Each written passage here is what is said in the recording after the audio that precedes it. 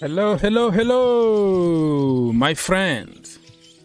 Welcome to the channel. Everybody is doing all right? Are you guys doing cool? Look how cool I look. Look at me. My blue sunglasses and all that. Thank you for stopping by. I don't even know if people can hear me. Give me some feedbacks, please. If it's too loud or too soft or whatever, I wanna have some feedbacks from you. Sandra, I don't know if this is the husband or the wife. Not sure. Stop stealing my sister's account, okay? You understand me? All right, people. So thank you so much for stopping by. And I didn't really know what to do. There is some news coming all over the place. So instead of making a video, editing a video, and all the good stuff, it's just gonna take time. So I was like, why not? Why not go there and talk to people and also give the people the opportunity to express themselves. So, as you can say here from Fabrizio Romano,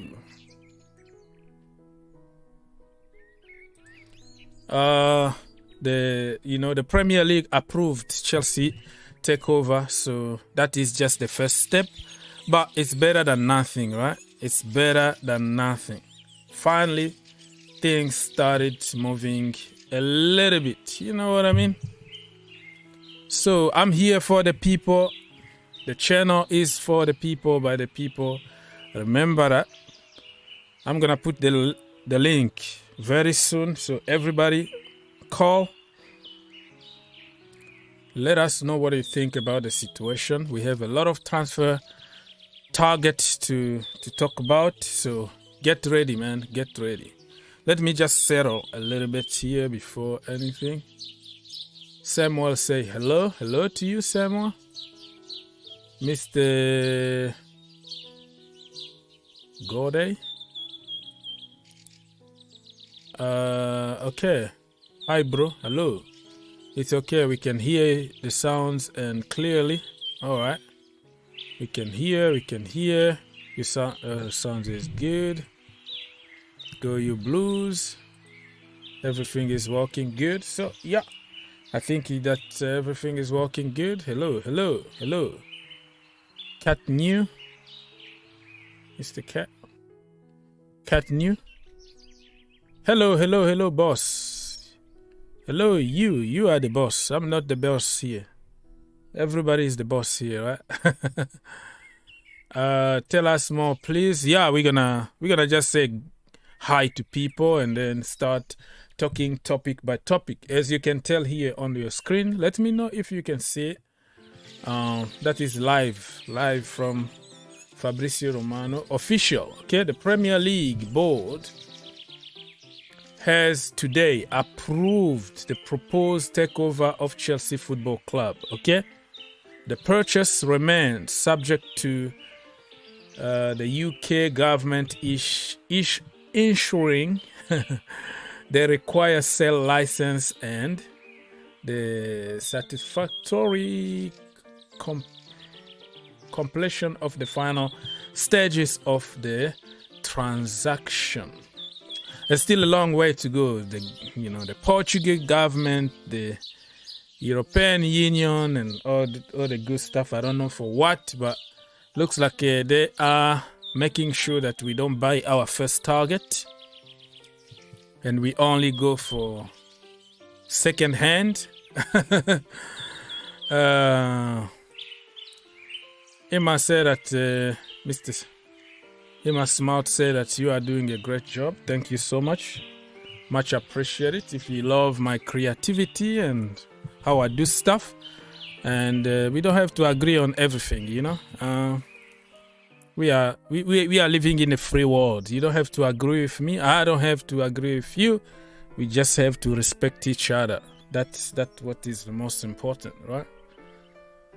Okay, people. So what we're gonna do now is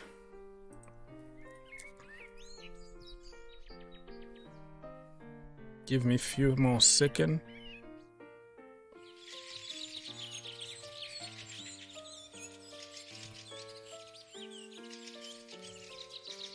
Trying also to promote this this show here.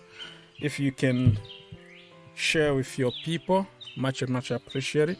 But only your likes are going to help call more people to join us. So if you can like, that is going to be amazing. What the heck?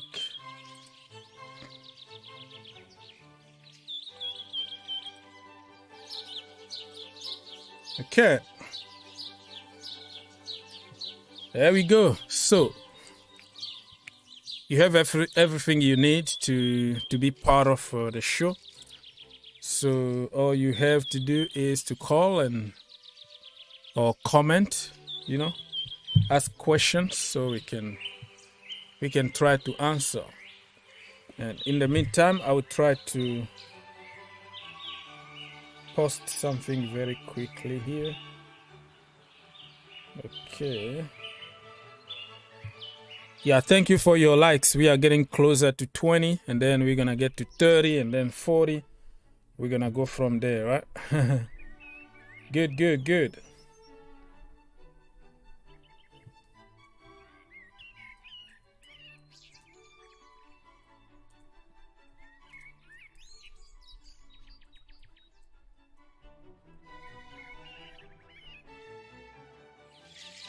All right, Todd Boehly, Tuchel and Kounde, everybody's coming to Chelsea. You know what I mean? Anyways, people, like I say, I don't really prepare my shows, so when I have a little bit of time, I go all of a sudden. So it takes a little bit of time to settle and try to promote the show at the same time. Okay, there we go. Done.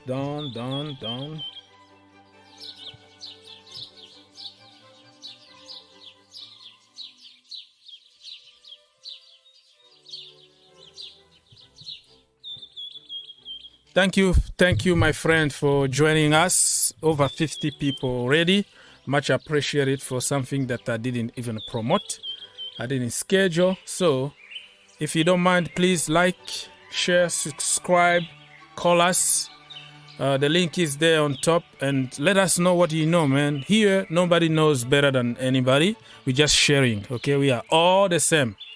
We don't have sources. We just read sources and we interpret, okay? We use common sense and then we talk, all right? So that's the way it is. Let me check on some of your comment before I get into I don't know. I'm all over the place today. Emma, much love, bro. Thank you so much. We keep watching. I know what Bobby said. Bobby is a funny guy. I know exactly what he said here. That we keep watching. Keep watching. Neymar is coming to Chelsea. I don't think so, man. I don't think Chelsea are gonna sign Neymar. He's trouble. His name is Trouble. So, first of all, we don't have enough money to pay for his salary. He's on something like $500,000 a week at PSG. I don't think Chelsea are gonna pay him more than $300K a week. And Neymar also is injury prone. He likes to party a lot, go to Brazil, sister's birthday and all this stuff.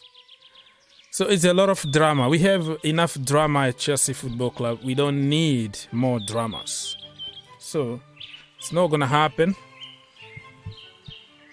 Neymar is not coming to Chelsea Football Club. Forget about it, bro. Forget about it. Okay? So, as you can tell here from Fabrizio Romano, I think started moving slowly but surely. This is the first step. I'm not gonna be surprised tomorrow if we got another green light from the Portuguese government or something else.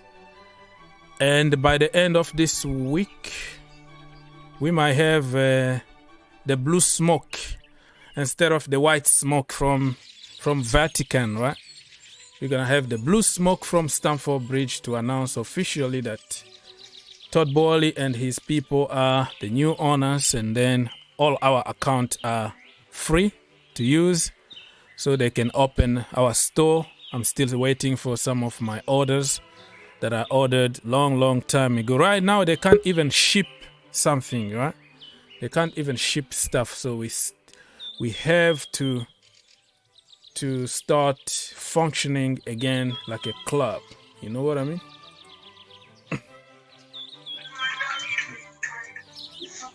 Okay, Mr. Hello.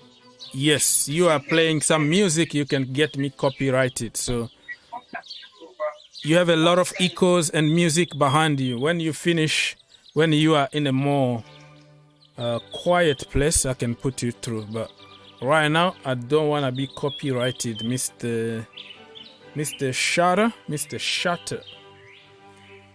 So if you can go somewhere, I can put you through. All right. So everybody, if you want to call, the link is there on top of the chat. All you have to do is to call. Click that link, free of charge for everybody. All right. In the meantime, I will continue reading from Fabrizio, Mr. Romano. Okay.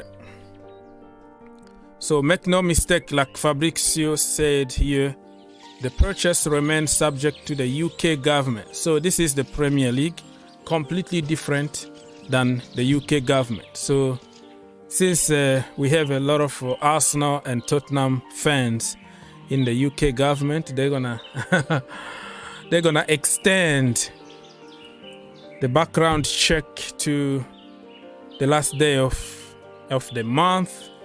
And then they're going to give us an extension and then another extension, making sure that Chelsea don't sign any player. That is my conspiracy theory, but the government is a lot of paperwork, a lot of stuff. So I don't know, man. The government, we have to wait and see what's going to happen. Yes. Rion? Hello? Mr. Yat? You're not talking, so I don't want to trolls, okay? If you are here to troll, and then this is not your place. You call and you are so silent. Bobby Smokey is in the house, everybody, and he says, I don't see any reason for the government to delay this anymore. And I could be right. No, that was a joke, though. Not everything that I said is to be taken seriously. I like to joke, I like to laugh. But it looks like they are making sure that Chelsea don't get any top target. You have to go to your plan B or plan C or something. So, and I don't even see what is the reason why they had to freeze everything, you know. The whole situation is just a mess. So the longer they keep it, just to show people that they work, okay, they are doing something about Ukraine or something. They just want to set us as an example, a scapegoat. We are doing something. We are making sure that something is going to happen, you know. We punish them. They want to send just a message. Henry, my brother, what do you have to say? That's a good news for the Premier League to approve. Mm-hmm. So that's one step further. Okay. And hopefully before the week runs out, the UK government will approve as well. Because for the Premier League to approve, they have a green light from the UK government. Mm-hmm. Yeah. That's my own opinion, my own suggestion, I don't know. But for them to go ahead and approve that, that means there's a green light from the UK government. So there won't be much delay until when they are different though. They are not, apparently they are not politics. You know, like people Yeah, I know they are not, but they have information. They have information from the inside. Well, I'm not sure about it, but the Premier League has nothing to do with the government, because the Premier League is like all 20 teams or whatever. You know what I mean? Like, it's not only like the FA. It's just like every other club needs to do their own investigation and like submit their own concerns and all that. So it's not only like the FA people in the office making decisions, but other owners in the Premier League and managers and whatever, they have their little meeting there to, you know, to decide. So they have some kind of vote that they need to go through. So it's a little bit different than the government, but I got you. Politics and sport, they all go together. Hand in hand. Yeah, they go hand together, hand to hand. Yeah, they go hand to hand. Yeah. They go to hand, but finally things started moving slowly and surely. You know what I mean? This is the first step, and then that's the first step. So. Yeah, and then we're gonna have another step, and then slowly and surely we are going. Okay. Yeah, sure. Okay, so Bobby Smokey said here that it's only one week left to conclude. Yeah, for sure.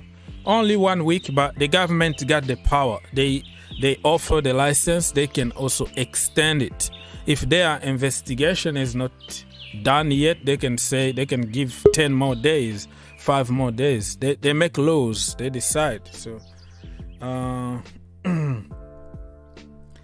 okay. So, Mr. Adum, I don't know why you are sleeping. I don't know. Why are you naked? Put some shirt on, bro. Put some shirt on. I don't know. I see you in the bedroom. I don't know. I don't want you to troll or something or show some bad stuff. So you have to show your shirt and just be a human. All right? Before I put you through. Because so much is happening at the moment in the calling system thing. All right. So, Brian, nice to see you from Zambia, right? Brian is from Zambia. He says, this is what I wanted to hear before we talk transfer, announce the owner first, and then we move forward to, you know, yeah, I got your point. But this is just the first step, though, you know. It's way to go. The government need to agree, and then the Portuguese government, and then European Union, and then Barack Obama, and then he need to show his birth certificate in Kenya, stuff like that. They're gonna just complicate everything. I don't know why. It's taking too long, you know. Politics, man. Politics always. So my question is, what does the Portuguese government have to do with the UK government and the approval of Chelsea? Well, he got the Portuguese citizenship. So, and then Portugal are but his business is not in Portugal. Well, you still have the citizenship. They have to approve something. I don't know how it works, but like I said, it's too complicated. I don't understand that. It's strange. And then it's going to be European Union, because, you know, Portugal are part of the European Union. Yes. And also, Roman got sanction from European Union too. So it's a long process to go through, but if everything is okay in UK, I think it's gonna be a green light for other part of Europe. Part of the Europe, so that is that what is going to happen, people. So get in the comment or call us. Put your shirt on, okay? We don't want to see people's part. Put some clothes on and then call us. Have your say. All right. Or just be like Mr. Henry today. He's on his Ferrari. He's keeping low profile. He doesn't want to be seen on TV. So yeah, you can hide yourself, but not shirtless. Anyways, people, you have a comment or you have something to say. So I'm gonna go on social and start reading what people have been saying. I'm reading from this guy here. Say, ha ha ha. They said Chelsea have no owner. Somebody said Benzema is our owner. Okay, I see the banter here. And somebody here is promoting Neymar to Chelsea already. It doesn't make sense to anybody. Well, it makes a lot of sense to the kid who don't connect the dot, who don't know where the money is coming from and all that. All they need is food, right? We have food at home every day. That's what kids know. So certain kids online, they don't understand how this economics behind the transfer works. So it's all about bring whoever, okay, sign people. Austin, Chelsea sales is catwalking. What do you mean, catwalking? Do you think cat walks very slowly or moving fast? I don't get it. Catwalking? I don't really get it. So, my brother Henry. Yeah, catwalk is slow. When they say it's catwalking, that means the thing is going slow. All right. Yeah. But cat can also run, bro. No, it's an adage. It's an adage in Africa. Someone is catwalking, that means the person is moving slowly. Okay, you know my cat, one of my cat, one day was chased by a dog outside and he was just fast and jumped to a big tree. And I had to climb the tree in order to get my cat back because she was so afraid of coming down because the dog was chasing. So I know that I didn't want to spend money on calling animal protection and call the fireworks. I can climb the tree myself, bro. Come on. So let's go. Brian here in the comments said, that is a lot of stuff, man. Why can't they just leave us alone? Yeah, they don't want to leave us alone. They are jealous of Chelsea Football Club. Cool. Yeah, they are jealous of the past 20 years success. Yeah, they want to punish us. They want to show us the middle finger. The most successful club in the past 20 years in England. That's why they are jealous. All of them are jealous. So, let's say, Mr. Henry, my brother, you are now Todd Boehly. Okay? You're taking over at Chelsea Football Club. What would be your first thing to do? Is to address the transfer situation. First, those players that we need to stay in the club that still have 1 year left in their contract. Okay. Meet with the manager, have a conversation. Who does he want in his team and who is in his plan? And extend the contracts of those that still have like 1 year left in their contract. If the manager still wants them to be in the club. Okay. Then ask the manager, what are his plans? Does he have any player in mind that will fit into his philosophy? Because that's the most important thing. Not just buying everybody for the buying sake. Buy the player that fit the system the manager is playing. It's just like what is happening to us now. Hakim Ziyech is a good player, but it's not fitting in the system of Tuchel. Okay. So, and that will be killing a player's career. We'll have players that will be on the bench that are irrelevant. Which I don't like that to continue in Chelsea. Buy players that works with the manager, the players that plays the style of the manager, and results will start coming. Good. So, who is in your mind, like, let's say, without getting opinion from Thomas Tuchel, like your personal, choice, like, who would you go first? Like, I'm the boss. I'm going for this player. Tell me. Yes, definitely we need to go for defenders. Because we have like 3-4 defenders leaving.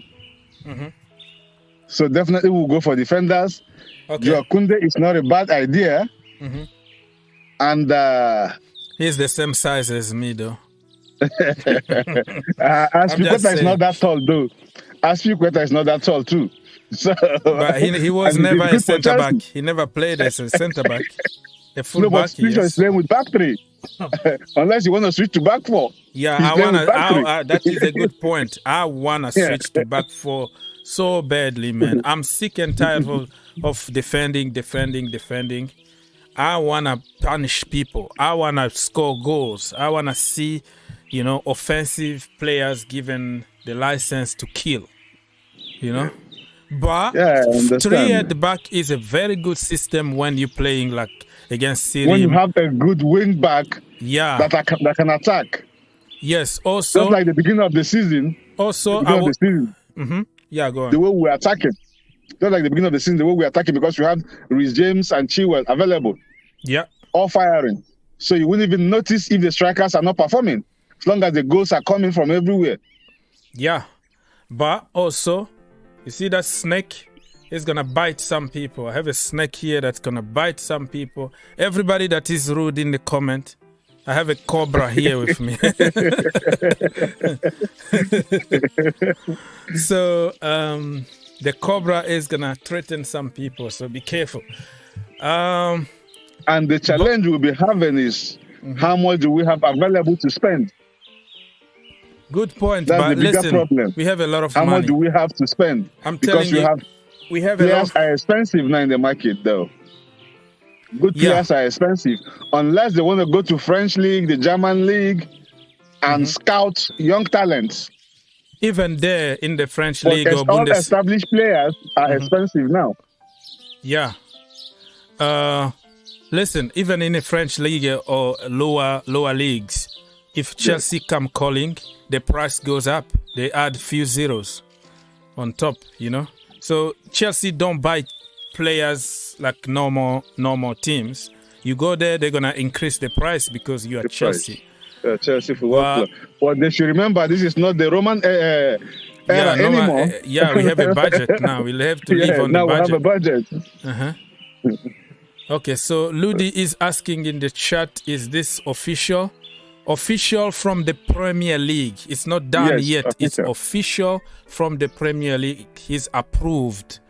Everything is done in the Premier League level. Now it's moving to the government. It's up to the government to agree, and then it's gonna move to European Union. But all that could be done even in one day. I don't know why it's so complicated. So official, yes, but partially official, if that makes sense. Not everything. Don't jump. Don't get your vodka yet. Save it for now, because still. Can you imagine if it's collapsed the last minute? If collapsed the last minute, we go to administration and we are relegated to League One. No. From the onset, I know there's no way Chelsea could go down to administration. Chelsea is too big to go that into administration. Well, we've seen Derby County go to administration. We've seen, because we are in the lower league. Well, we've seen even in the past in the Premier League, certain teams like Forest. Had trouble, and now they are fighting to come back to the Premier League, but they can deduct our point, They deduct our point. Yes, if there's maybe match fixing or something, they can deduct our point, but that doesn't mean going into administration. That means it will make us to get relegated, but not administration. Yeah, a lot of, because administration in terms of if they don't free our bank account, our finances, and then we're gonna be administered by the government. That sense, like they take over and the government take over. They make decisions in that sense, but we are too big to get to certain situations, but it still can happen. They can still make us as an example. They can still hate us, but man, it is what it is. Yeah. So Mitchell is asking, is it official? Like I say, official in the Premier League level, not other level, but yes, sir. Just give me 2 minutes, I'll be right back. No problem. You don't have to apologize, bro. Come back anytime. Take care of the family first. That is the most important in life. It's not finally official. But the Premier League, yes, it's official. But the government is not official yet. So we still have to wait a little bit. If it collapses, I'm going to need some holy water. Listen, if it collapses, Jim Ratcliffe, right? Jim is gonna take over from the Boehleys. Remember that he's waiting for the process to fail, so he can come and take over at Chelsea Football Club. Remember that? Somebody, Mage Studios said that, bro. He said, bro. Let me read it. I can't even find it. Did you take it off? Bro, I think Neymar to Chelsea would be a good thing. He has good passing skills, dribbling, and this year can be his prime. Neymar is 30 years old, so he's going down already. His prime is almost over. Well, I get what you mean. Dribbling is not enough in the Premier League. The physicality, your attitude, okay? And you have to play against the best defenders in the world. Tall, powerful. So, listen, this is not the Spanish league. This is not... it's not the Spanish league. It's not also the French league. Neymar is getting older. He's not disciplined anymore. And he got a lot of injuries. But hey, I respect your opinion. Ice is in the house. What's going on, bro? Can you hear me, bro? Yes, we can hear you. Miami Heat. The Heat. Man, yesterday was a disappointing day for Miami Heat, man. I'm not sure what Coach Spo was doing yesterday, but that's a different discussion for a different day for all my Heat fans. Mm-hmm. Ludi Chanko, I see you, my brother. Ludi is in the house. Yeah. Ludi said he wants some holy water. Don't worry, Ludi, I got you. I got you. I'll call Amazon. I'll have Amazon send something to you. Amazon Prime. Don't worry, I got you, Ludi. How you doing, Ogs? Yeah, man, I'm doing great. How about yourself? Very well, thanks. Very well, thanks. I'm going by the title of your show. Is it done? Is it official? I haven't seen anything. Yes, approved. It's approved by the Premier League. Let me make it clear. Premier League, and still the government need to approve. There's still Portugal government need to approve. Portugal government? Why? Yes. Well, he got a Portuguese citizenship. And also European Union need to approve too, because he got sanctioned by them also. So still a little bit time to go. We still have 1 week to go. But that I don't know why it's taking too much time. And after that, they have to go to his grandparent DNA fingerprint from the 1976 or something. Everything to make it more complicated. They're gonna. What about are they gonna go to his high school? When are they scheduling a visit to his high school? Yeah, I heard it. I heard that he was born in Kenya. He was actually born in Kenya, and we need nice. Jumbo, my brother. Yeah, Jumbo. So that is gonna get into the way, and they're gonna find something else. So that's still a long way to go. That means we got a lot of work to do. You know what? If the EPL approved, then we're probably 90% done, because there's no way the EPL will approve if the rest of these bodies that you mentioned will not. Don't you think? Well, they are different from the government, but I know what you mean. Politics and sport, they go together. But Premier League, it's all the 20 teams need to approve. You know, they do their own investigations and they go through a little bit of vote.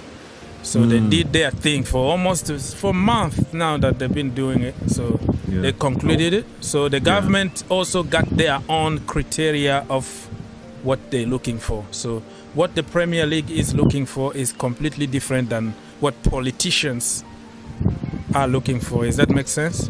It does. Totally. So, but it would be nice to find out if the Premier League at least mirrored their approval process, mirrored it against what the government would look like, so that we don't have to go through this again. I mean, if the EPL has approved, it will be, because it's going to be terrible if EPL approves and then government says no.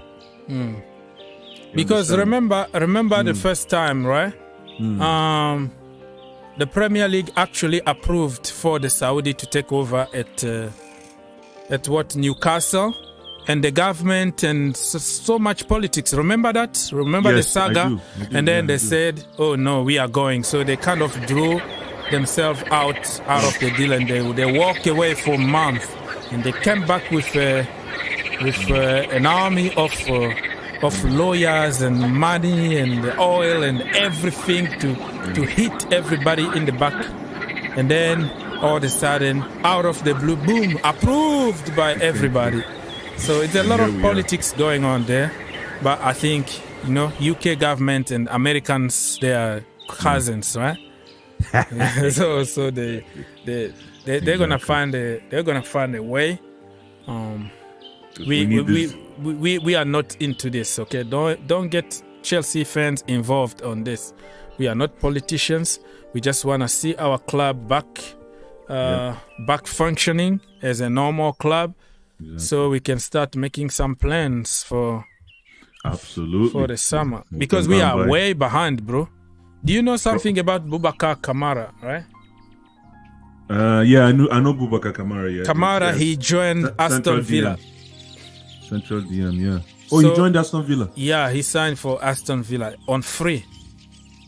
So we missed out on one target, and he's a great player, but I don't know if we missed out on him, bro.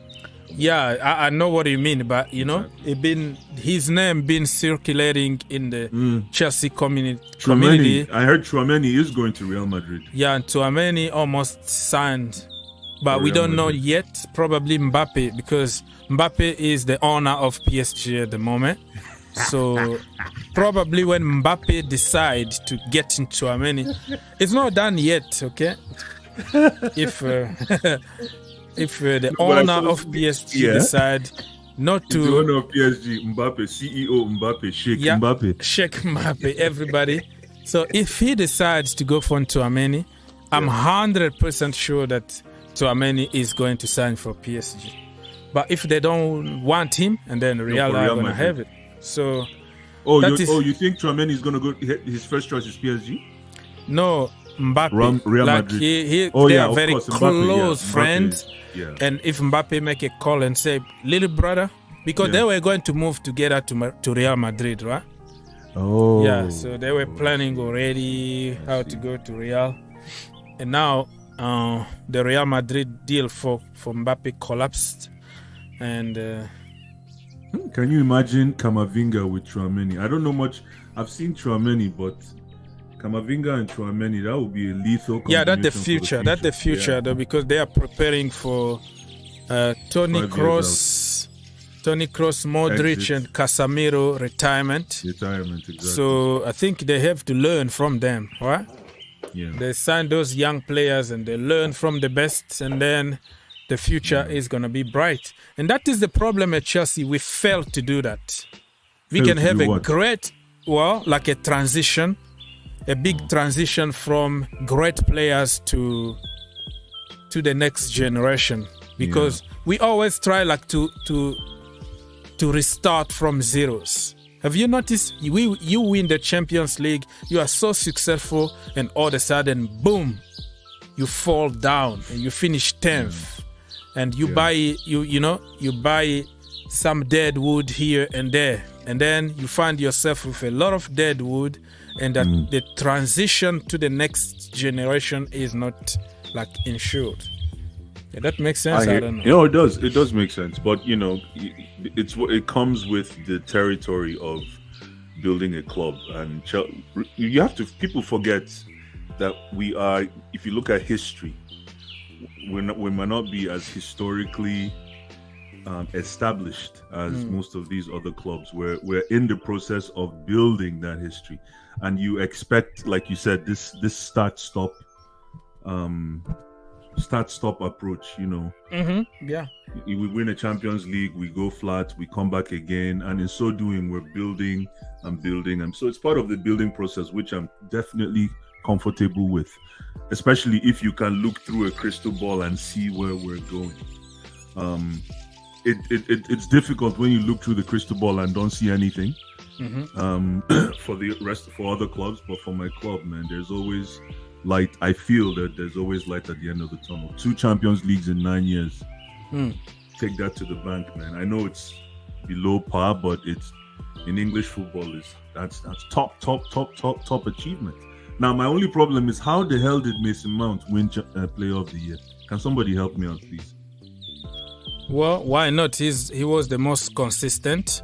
This season was statistically his best one because he got 11 goals, 11 assists. When I saw the numbers, I was shocked. 22. Yeah, basically his goal contribution was top class. Yeah, so also he's the youngest one. Lampard never did it. Hazard even never made it in his age. Yeah. So, man, there are certain things that Mason Mount did, and he did also very bad things. He was not clinical when we needed him the most. Yeah. He wasn't decisive in the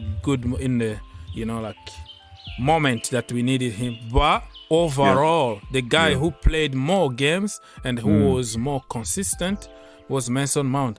I think you can make a case of Tony Rudiger, but Rudiger is leaving. Yeah. He's leaving, and people didn't really vote for him that much. So yeah, no, I hear you. And Reece James, Ludi is talking about Reece James. Yeah, a very good case, but come on, Ludi, man. He was at least like for 3 months out. So that also he had a very good consideration. He did a good job towards the end of the season, Reece James. I was really impressed with him. And he started good, though. He started good. Yeah. And then he had some tough time, just like anybody else. Yeah. In December, you know how it goes, right? The slump in December. Yeah. And then he got injured. And but not the way it is. I mean, the most consistent was Mason Mount. And just because of those chances that he missed against Liverpool, people want to kill him, and they want to just remember what he didn't do or what he did wrong instead of looking at the big picture. That's it. I voted for him, actually. Of course you voted for him. Yeah, of course. How can you even ask me that? Voted for him. Yeah. And next season, let's hope that he's going to get to the next level, right? Well, we shall see. I think you said it all. I thought his performance this past season was average. To his own standard. Yeah. But at the end of the day, he got a lot of end product. That's the problem. Well, but what my major problem with Mason Mount last season was, I said it and I said it over and over again. I hate seeing, for this season, for last season, I did not like seeing Mason Mount working too hard to produce end product. I wanted to see him do less to produce more, like to show some sort of growth from the last season when he came from Derby County. I wanted to see that sort of, in other words, pick and choose his poison. So work on his half turns, start shooting.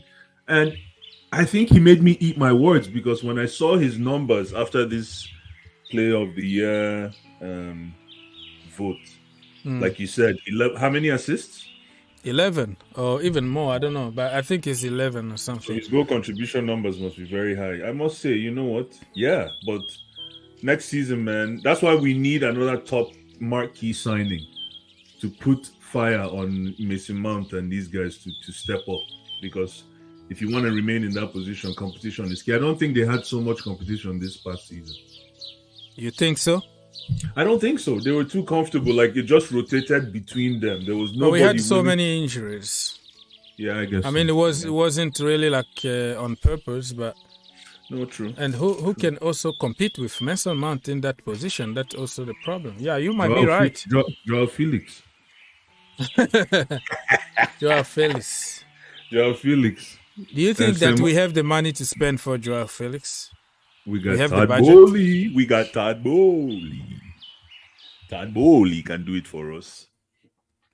You bring in Joao Felix, bring in Saint-Maximin, mix it up a little bit. And if Mason Mount still performs better than them, then he deserves the captain's band. This is how you push a kid. Because what it says to me, is that despite the way I criticized Mason Mount last season, right? You know what it says? You know what it says to me about Mason Mount, Oggs? What? Tell me. He's ambitious. He's ambitious. The boy. The guy never gave up. No, he's ambitious. There's something. Yeah, he's ambitious. He's got his eye on the next move. You know, and if that's the case, then let's give the beast what he wants to eat. Give him competition. Let's see if he can compete.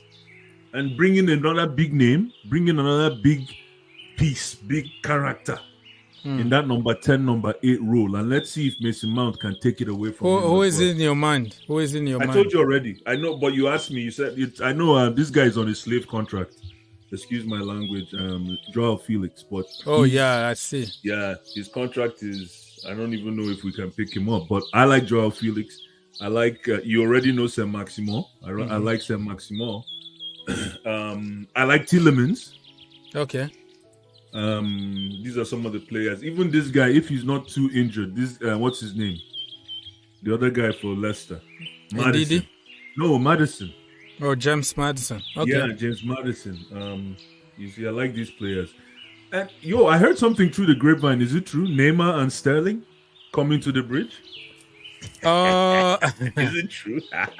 People are speculating. You know, you can throw whatever name you want. You Give can me say Sterling, man. Give me Ra. That's what I call him, Ra. Yeah, Raheem Sterling apparently Chelsea Football Club are looking to go for him. But those kind of news it's not serious. Please don't trust anything that you see on social until. Do you know how long I've been crying for Raheem Sterling? Ludichenko said no Sterling, please. But listen, Sterling is missing a lot of chances. And every time Mason Mount misses one chance, you need to be killed. Can you imagine how much abuses Raheem Sterling is going to get? You know, let me tell you the difference. Mm-hmm. Here's the difference. Raheem Sterling will miss 4 chances. Mm-hmm. But guess what? Yeah. He will score 1. Because they create a lot at City. At Chelsea, we don't create a lot. No. That's true. You're spot on. But not only that. Raheem Sterling creates his own opportunities. He's stubborn. He puts his head in there and goes to get his own goal. Raheem Sterling goes to find his food. That's what I like about him. Even if you put 4 people in front of him, he's going to go. And if he doesn't score, he's going to get a penalty. Listen, bro. We need that profile. You can bring whoever you want. Say Maximin, Raheem Sterling in that team. Joao Felix. If we don't change the way we are playing at the moment, it's going to be the same result. We're going to change. We have a world-class coach, bro. Come on. Yeah. Top-class coach, man, that's going to take us to the promised because Pep Guardiola will create, I don't know how many clear chances. Sterling is going to miss 10 of them and score a couple. That's the way it is at City because they create. That's what they do their entire life. They create. And at Chelsea Football Club, we don't create enough. And then when you have a chance, you need to be clinical. So I don't want to see Sterling coming to Chelsea and then get in trouble, get abused all the time because of missing chances. That guy is a big character. No, you see, Sterling is a big character. He's a big boy. We need that profile. He creates, like I said, he's a chaos guy. He creates chaos. And what our front three need is somebody who can create chaos. Because when you create chaos, you open up the channels. System sometimes don't allow you to create those chaos. That's the problem. People don't understand. You need to create. You need somebody to allow you to create those chaos. You don't want to live in the little box where you have to do just one way only. Okay, let me ask you a question. Go on. Raheem Sterling or Timo Werner? Be fair. Just tell me straight up who's your preference. Well, at the moment, let's be honest. Sterling and listen. No, just one word. Raheem Sterling, Timo Werner. We're doing trivia. At this moment, it's Sterling, of course. Okay, Sterling. Right, okay. Christian Pulisic, Sterling. That is questionable. That is questionable. But let me finish. Okay, sure. Okay, so Christian Pulisic is 22-23. Sterling is getting 27 very soon. Okay? So he's on his prime. And he's been allowed to play a lot of football since when he was 18. Remember back then when oh my God, cry me a river, Uggs. Oh you don't want to let me finish. You don't want to let me land. No, finish, bro. Finish.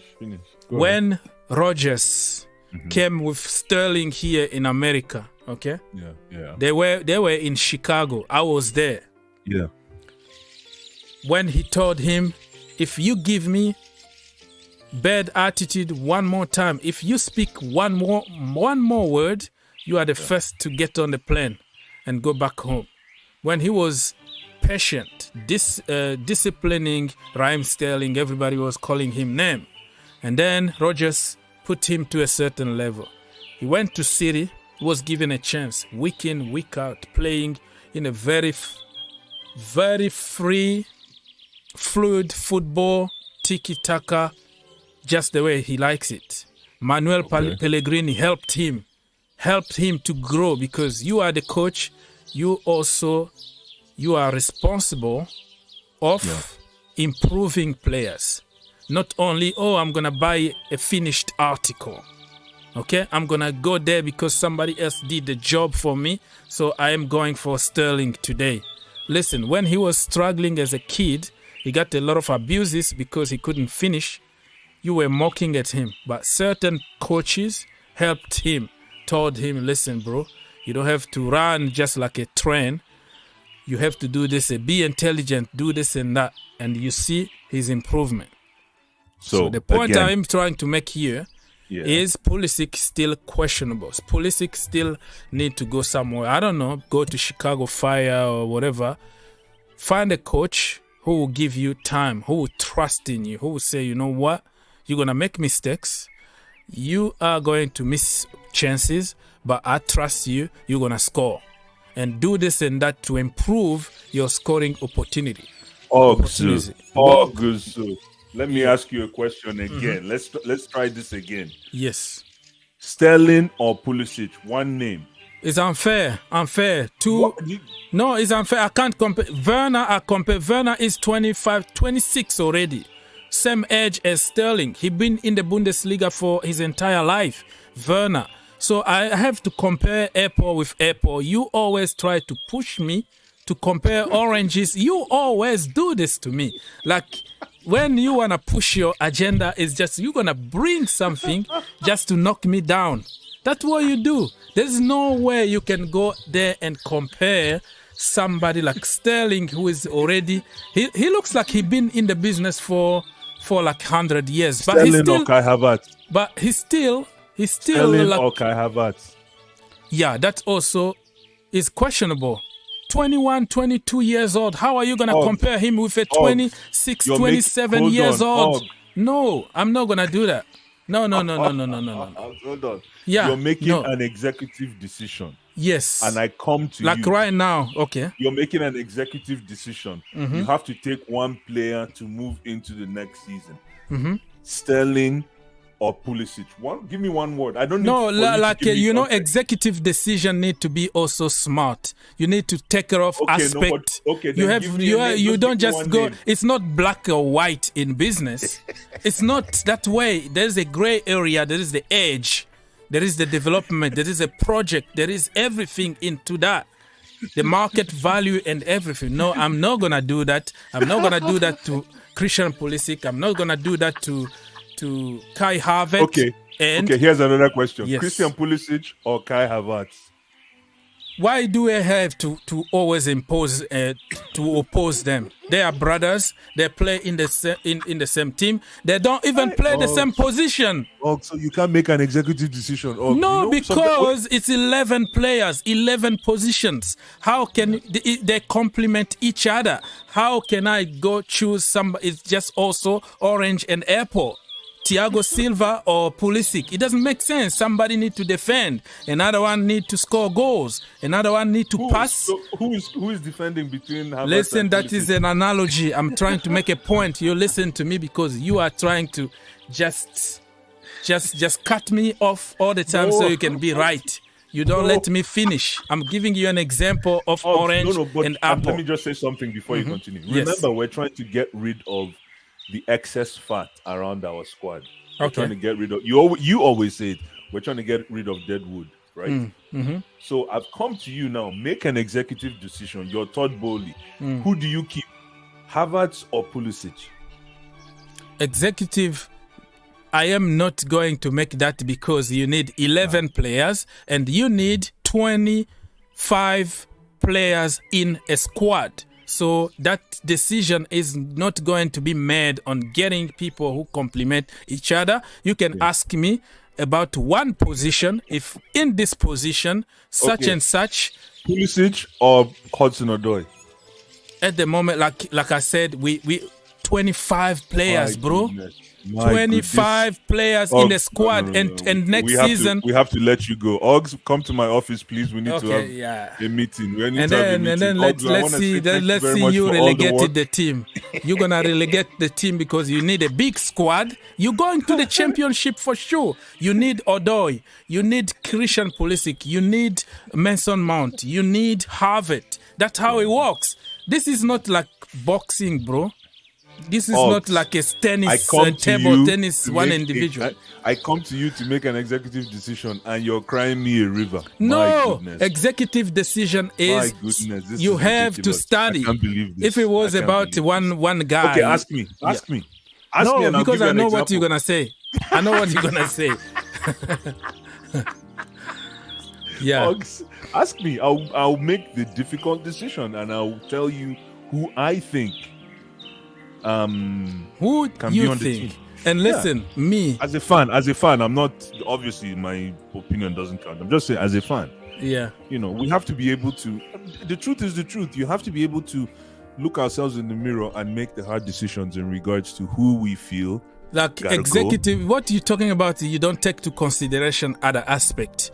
We are under a budget. We just got a new owner. You come to the, you listen. You come to the business. You took over business. You haven't even said hi to the new employees, and you already made an executive decision to sack everybody. No, you have to say hi to people. You have to sit on the table, understand what the plan is, what is your ambitions, and why you've been crap and all that. Talk to the manager. Talk to the people around you. Make a team of scout. Do we really need to buy right now than everybody else already took the first, let's say the first choices? Do we have to rush and we could end up by getting Zappacosta or Morata, So you don't, executive decisions doesn't mean just rush things and sack people. Executive decisions can mean, listen, you have a second chance under me. I am coming to the business. I'm new here. I'm going to trust you and we're going to judge you after 6 months. Give me your best 6 months of your life. Otherwise, January, you are out. So for me, I don't really rush stuff and you're not going to make me say anything. Oggs, yes, let's try this again. An executive decision is a hard decision. Yeah, okay. First of all, tell me what is the definition of executive decision for you? Sacking people, right? No, it's not sacking people. It's about making a hard decision that is emotionally engaging. It's like you remember those days when for those people that if you've had a breakup and the girl says it has nothing to do with you, it's about me. You understand? That's an executive. That's a girl taking an executive between decision. 2 people only, bro. No. This is the entire group. Hold on. That is an executive decision that a girl makes to leave a guy. When you hear it has nothing to do with you, it's all about me. That's an executive decision. That means another guy is pushing someone. No. That's the way it is. This is not a relationship here, bro. This is business. Okay. Listen, don't bring business in the relationship here. Okay, we're talking about business here. We're talking about one of the biggest clubs in the world. That one name can cost you a lot or can get you something. What do you think is the biggest problem with our squad today? It's excess fat, correct? No, don't say that. I mean excess fat, I mean the dead weight, like the. No, because listen, the so-called dead fat were always on the bench, or most of the time on the bench, and the so-called world class didn't perform. So that tells you that it's in many levels. Has nothing to do only with. Listen, you see, even somebody like Ross Barkley, right? Keeps Zappacosta, right? No, Zappacosta. Listen, Zappacosta is on Emerson, loan. Right?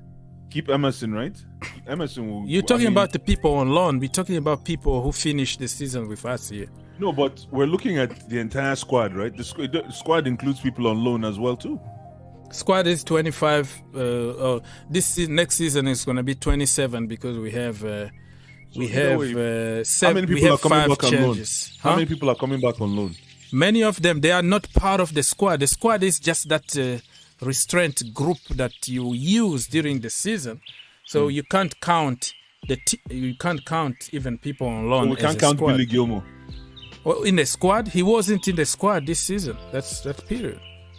Yeah, but if we have to make the squad, if we have to, we're walking Ogs. We're starting a new chapter with Todd Boehly this summer. So everybody, all the chickens are coming back to roost, like the saying goes. Okay. Everybody's coming back. So everybody's coming back home. Those on loan, the ones that their loans are done, and the picture of that squad is going to include the Billy Gilmores of the world, the Zappacosta. I don't know if Zappacosta is coming back. Emersons of the world. Everybody's coming back. Even Timo Bakayoko and Michi Timo is Batshuayi. coming back. Yeah, everybody's coming back. So what's the point? What's your point? What I'm trying to say is, because I heard you say so that we don't end up signing the Zappacostas in the future. I heard you say something like that earlier. So if you look at that squad in, let's say in July, when everybody comes back home, what do you think is the major challenge with that squad?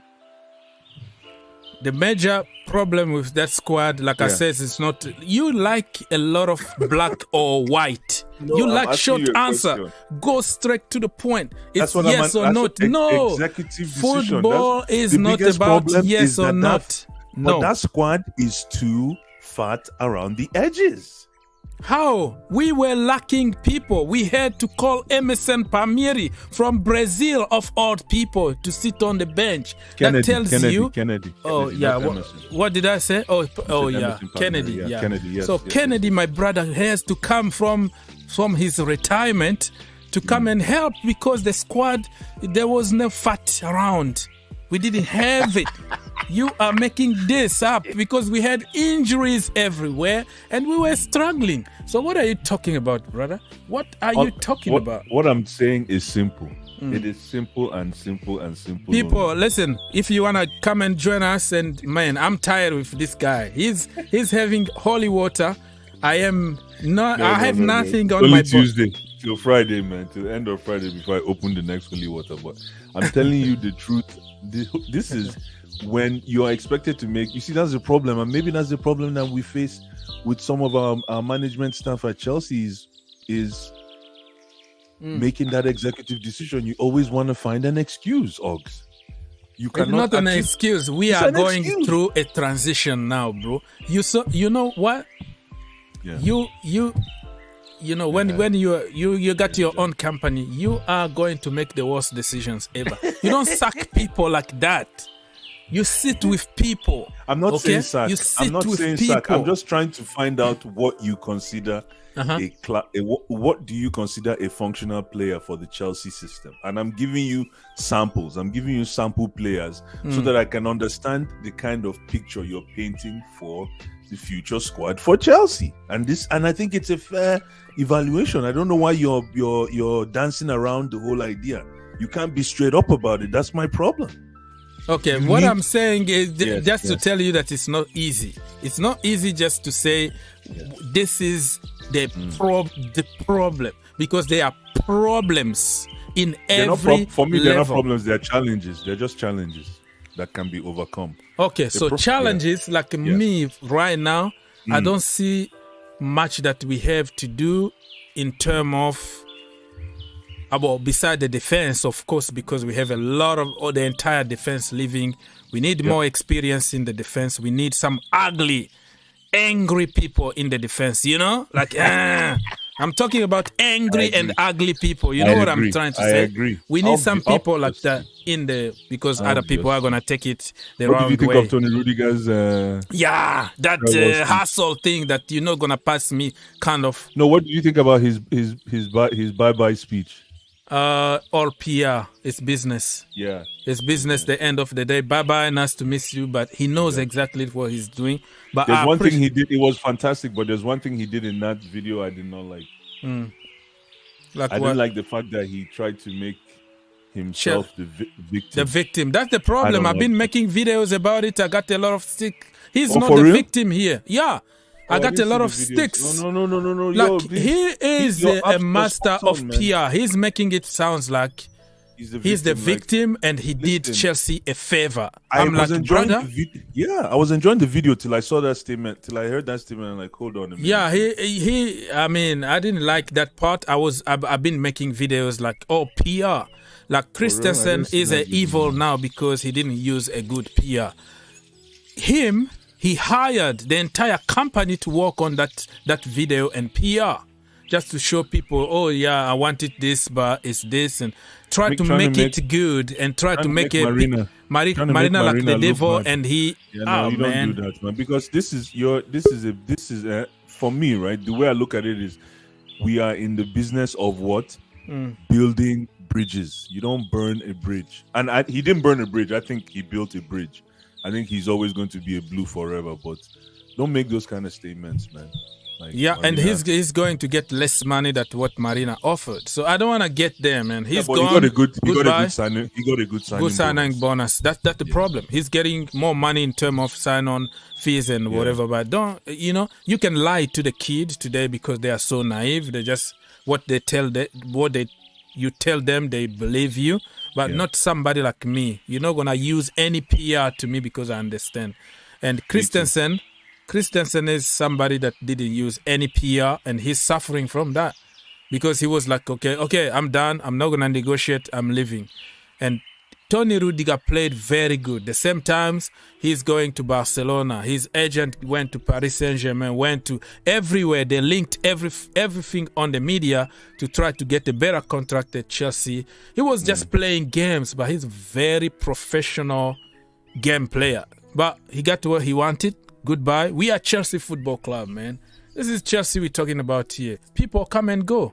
Yeah, Chelsea, but we cannot make executive decisions. Ogs, go and pack yourself in the corner. What are you talking?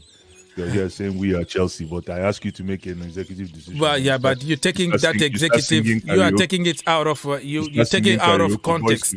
Listen. Making decisions. We are Chelsea doesn't mean like get there and start sucking people. So make an executive decision, Ogs. You're there singing in sync, Justin Timberlake. You're singing me a song. You cannot make an executive decision, but you're the first to say we are Chelsea. We are Chelsea in terms of we have to be intelligent. Executive decisions doesn't mean all of a sudden you're gonna lose more than 6 players, and then you're gonna start sucking everybody else. You see, executive decisions cost Frank Lampard a lot when he wanted to go brutal. Sack Marcos Alonso all of a sudden from the first team because he got a bad attitude. You know what Tuchel did with Marcos Alonso? He had bad attitude. He called him F. He used F word and they got into a fight. And then he took him out of the team. The next game he's back. He was like, you know what, guy? Just do the job for me. It's okay. It's all business at the end of the day. I need you. You see? So Lampard, what he did, you will never play again for Chelsea Football Club. Yeah, but that's what you want. Your executive decision is take a decision now, but you don't know the consequence of your so-called executive decisions. Because it's going to bite you. It's going to come and bite you in the ass. Right? Listen, Ogs, I hear you with your executive decision with Frank Lampard, but here's what happens, right? Just an example, though. Yeah, I know. Frank Lampard told Alonso, "You never play again." We shouldn't give Thomas Tuchel the credit of making Alonso a better player. Alonso has always been a good player. What happens is you played the game, right, Ogs? When you tell a player, when one coach tells a player, "I don't need you," and you're off the team for close to 3 months or let's say 3 weeks. Another coach comes in and says, "Yo, I need you. You're my guy." That is enough to awaken any beast because you want to play. You want to play the game. And Ogs, this is exactly what happened with Jorginho, with Alonso, with Rudiger, and we saw the fruits of their labor. Rudiger became, if not the best defender that year. Alonso became the highest goal-scoring defender. in the EPL. I think that boy deserves his flowers. Alonso is the highest goal-scoring defender in the EPL. Jorginho, Ballon d'Or. Okay. Number 3 nomination. He was number 3. So at the end of the day, man, whatever you want to look at it, Frank Lampard. Yes, he's not the guy for the job at Chelsea, but that's not an example of an executive decision. An executive decision is the decision I'm giving you to make, Oggs. As Todd Boehly, what will you do? You're telling me stories. Yeah, like I said, it's gonna be always Werner, stories. Choose one. Sterling or Werner. Choose one and be straight. Just give me one name. Don't give me context. Give me one name. Sterling or Havertz. Give me one name. If you say Havertz, fine. Because you just said just answer yourself. You said. Just give me a name. Let me finish. Sure, you said Tony Rudiger looked like world class, the best in the world under Frank Lampard, right? No, under Thomas Tuchel and Jorginho and all those bunch. Absolutely. So that is telling you that your executive decision is based on their performance, their recent performance. Who told you that if something changes, those same players are not gonna be performing in the top level? That's the problem. So I can't really say all of a sudden Raheem Sterling is the best, Timo Werner is crap, you get out. No, I have to talk to my manager. I have to talk to everybody in the team coaching and to see what is going to be best for them. So I'm not going to come and be like John Un or whatever and say, no, you get this out, get this brother out. No, it's not going to happen that way in my world. So you can try. You can ask your question 1,000 times, different ways. You're not going to get any answer from me on that one. It's going to always be very diplomatic, and that's what you're going to get. Anyways, let's try this again. Yeah, no. Let's move on to something else. Yes. So Kounde was in London yesterday. Yes. What do you think about Kounde? I'm not sold on Kounde, but maybe he's the right guy. I don't like, not that I don't like, but for what position? Center back? We're gonna continue with one system, 3 at the back. It looks like so. So he's one of the center backs. Yeah. I don't know. He's how tall? I'm not trying just to like be me, a like height. 5'9" or 5'10". I don't know. 5'9", 5'10". So. I don't know. I'm not sold on Kounde, but he's good. He's strong. He's got attitude, which is what I like. He has the potential to be a character, but I don't know if he has the frame for that position because it demands a lot of physical presence. And I know we've played with smaller defenders in the past. I saw something online. I don't know if it's true. I'm gonna do some research after the show. Yeah. But somebody said that he hit his mother or something like that. And then at the end, that guy said that is the kind of attitude that we want. I'm like, you touch your mother and that becomes that becomes an issue. I don't know if he was a banter or anything.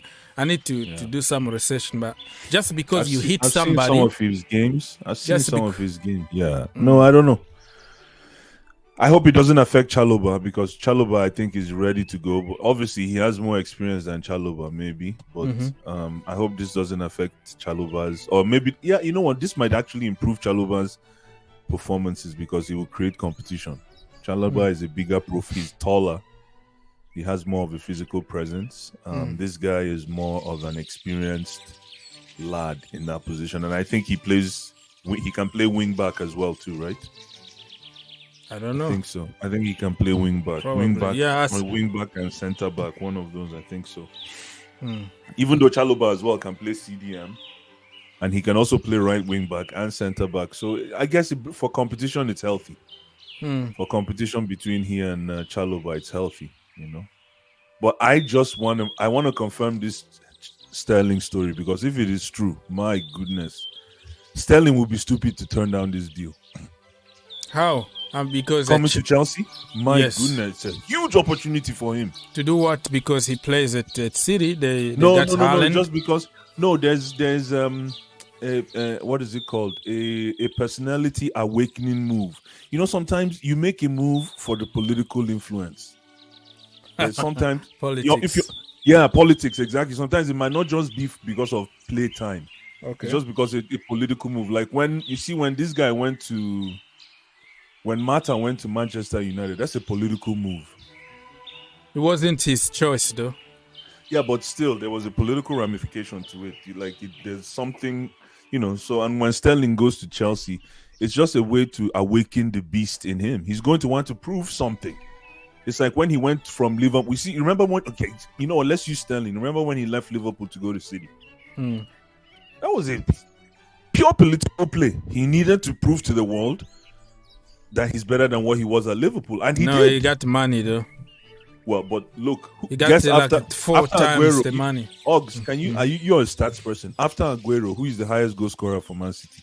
Well, I haven't checked on the statistics, but he might be right there. I think it's Sterling. Somebody in the comments, please check for us. Who is after Aguero? Who is the highest goal scorer for Man City? You see that? I bet you Sterling is one of them. You understand? So what's the point you're making? The point I'm making is we need goals. We need that profile. We need a profile goal-scoring winger. Inverted, outvert, whatever you want to call it. He can play false nine. He can play in an inverted role. He's crazy. He's a crazy player. So if he falls, he'll get up and come again and fall and get up and come again and fall. We need that player. We don't have that profile. We have a bunch of nice guys. We have a bunch of nice guys. We don't have I don't know, but this season, Sterling didn't have a good season, though. No, he didn't because of what's his name? Because of Foden, yeah. Yes, because of Foden. Pep needed to integrate Foden into the pack, and Jesus also was cooking. So right now Sterling needs that platform to show the world, hey, I still got it. Same thing with Paulo Labille, Pogba. Pogba needs that kick in the where. Yeah. He needs that platform to go and shine again. He wants to prove to the world that I still got it. And World Cup is coming. World Cup. I will take Pogba. You know me. I told you already. I'll take Pogba in there. Yeah, you will take all your brothers. You're gonna take the same Maximin, same Maximin Pogba, and I want everybody. Cucurella, I want Rice.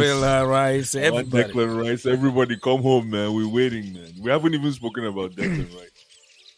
Yeah. So, talking about Declan Rice here, Simon Phillips is quoting somebody here. He said, if an offer of 120 million were to be received by West Ham for Declan Rice this summer, it is almost certain to be accepted. So how much are you willing to pay for somebody like Declan Rice? Maximum I'll play on Declan Rice between 70 and 80 million. Don't get me wrong. Yeah. Based on the way he's my guy. Declan Rice is my guy. So 120 is good for him. But for Chelsea to buy him, I say between 70 and 80 million. And I think Marina can do her magic. The best thing that could have happened if anybody wants to buy Declan, especially Chelsea, is that West Ham United did not qualify for Champions League. And Declan they are Rice, in the Europa League, in the Conference League, though. Yeah, look at Leicester. How many times has Leicester been in Europa League? You understand? Declan Rice, right? Look at Jack Grealish. Jack Grealish, boom, he's going to play Champions League final football. So Declan Rice will be. He has to be looking at a Champions League profile team, especially this is the age. Mason Mount right now has hours. He's put in Champions League hours, which is equity. That's equity in football. When you start putting in quarterfinal hours, semi-final hours, round of 16 hours in the Champions League. That's part of building your equity, part of building your profile. Declan Rice, it's not the same as Europa. The problem is it doesn't depend on him. Because the price, they can price people out. It's true. No, you're right. It doesn't depend on him, but he can also throw his toys out of the pram. Like he can, a transfer request or something? Yeah, dude, he can just make it uncomfortable. He can find a way to, he has a PR No, the problem team. also is he need to be careful. When Chelsea rejected him, West Ham took him and opened the door for him. And he's who he is today because of West Ham. Oh, absolutely. So but West Ham too can walk away with 80 million that they never had. They never. They can walk away with 80 million. Well, they don't need it because they got money. They don't need it. Like they can afford to keep him. They are offering him like 200K a week, and on top of that, they are giving him like 8 years contract. Don't sign that. Right. You're right. So I don't know why he didn't do that Jack Grealish deal. Jack Grealish was smart when he went to Villa. I want to play with you guys, but if somebody comes with this money, I'm going to go. Simple. I don't know why Declan Rice never thought about that. I guess he... Well, back then, I mean, you are looking for your, you want to eat your next project. Absolutely. You want to just confirm your paycheck for a few years and all that. It is what it is, man. So Declan Rice, Kounde, and who else? Declan Rice, Kounde, my child, Cucurella, Saint-Maximin, Sterling. Hi, and Neymar. Hey, my goodness! Wow. Don't tell You're going for Neymar too. Tell us more about Neymar. Neymar is in the Neymar is in the rumors as well, right? Yes, I heard it, but I think those troll account because they know it's gonna attract traffic. There are certain people online right now that they just throw something out there because that's what people wanna hear, but not necessarily that it's gonna happen or he got the source. Right now, you can throw whatever you want and then it's gonna work. So I don't know, man. So tell us about Neymar. Why Chelsea should. Executive decision. Why should we sign Neymar? It's obvious. You need a what do you call it? A goal scoring, creating midfielder. I mean, that says it all.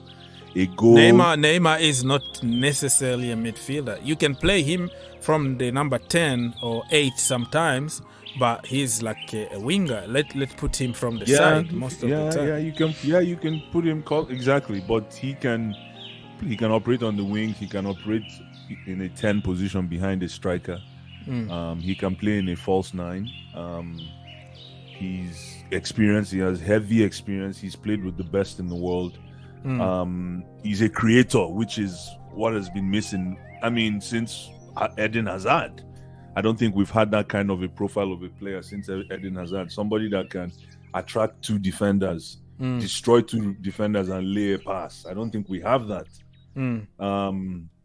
Not only that, he's strong and he's a character. Strong? I mean, what do you mean by being strong? He's injured. No, like mentally strong. He's a character. Do you watch him? When was the last time you watched Neymar? The last time I watched him was 2 weeks ago. PSG. When was the last game I saw again? Not too long ago. 2 weeks, 3 weeks ago. Just before the season. When was this? We're in May. Second week in May was the last time I saw him. And right now, I'm telling you, I got your point, but do you have any context behind him coming to Chelsea? Context about I just saw the rumors. I don't know if it's true, but I will take him. We need. The thing is, somebody said to me that we can't get him, obviously, because we're in the process of building. We have a young core, and we want to build around the young core, which sounds good to me. But my problem is, do you think Chelsea fans are patient enough for a building project process? Do you think Chelsea fans are patient enough for that? Patience or not, you have to accept it because that is the way to go. And if you don't want to wait, and then you leave. Simple as that. No, but that's not how we're trained. Well, I tell people, Chelsea fans, I always say this, Chelsea fans are like Apple customers. We've been trained for victory. We only know winning. And all of a sudden you want us to go and leave Apple and go and buy PC. No. That's the way we are. We're used to, it's unfortunate. I know it's a very weird way of thinking, but we're used to. You're going to get used to. Let me tell you, my entire life, I don't know even when I use a PC again. And it took me time to learn again how to use a PC. But you've been on Mac for a while. I've been on Mac for like my entire life. And then PC, you need PC because you don't have you don't need to add a lot of other software here and there on the market's a little complicated. So it took me like forever. I almost abandoned using PC, but at the end you start finding out like, it's not that bad, It's not that bad. But listen, I hear you. I'm all about building, but just look at Arsenal. Arsenal is in the process of building. Look at how that's going for them.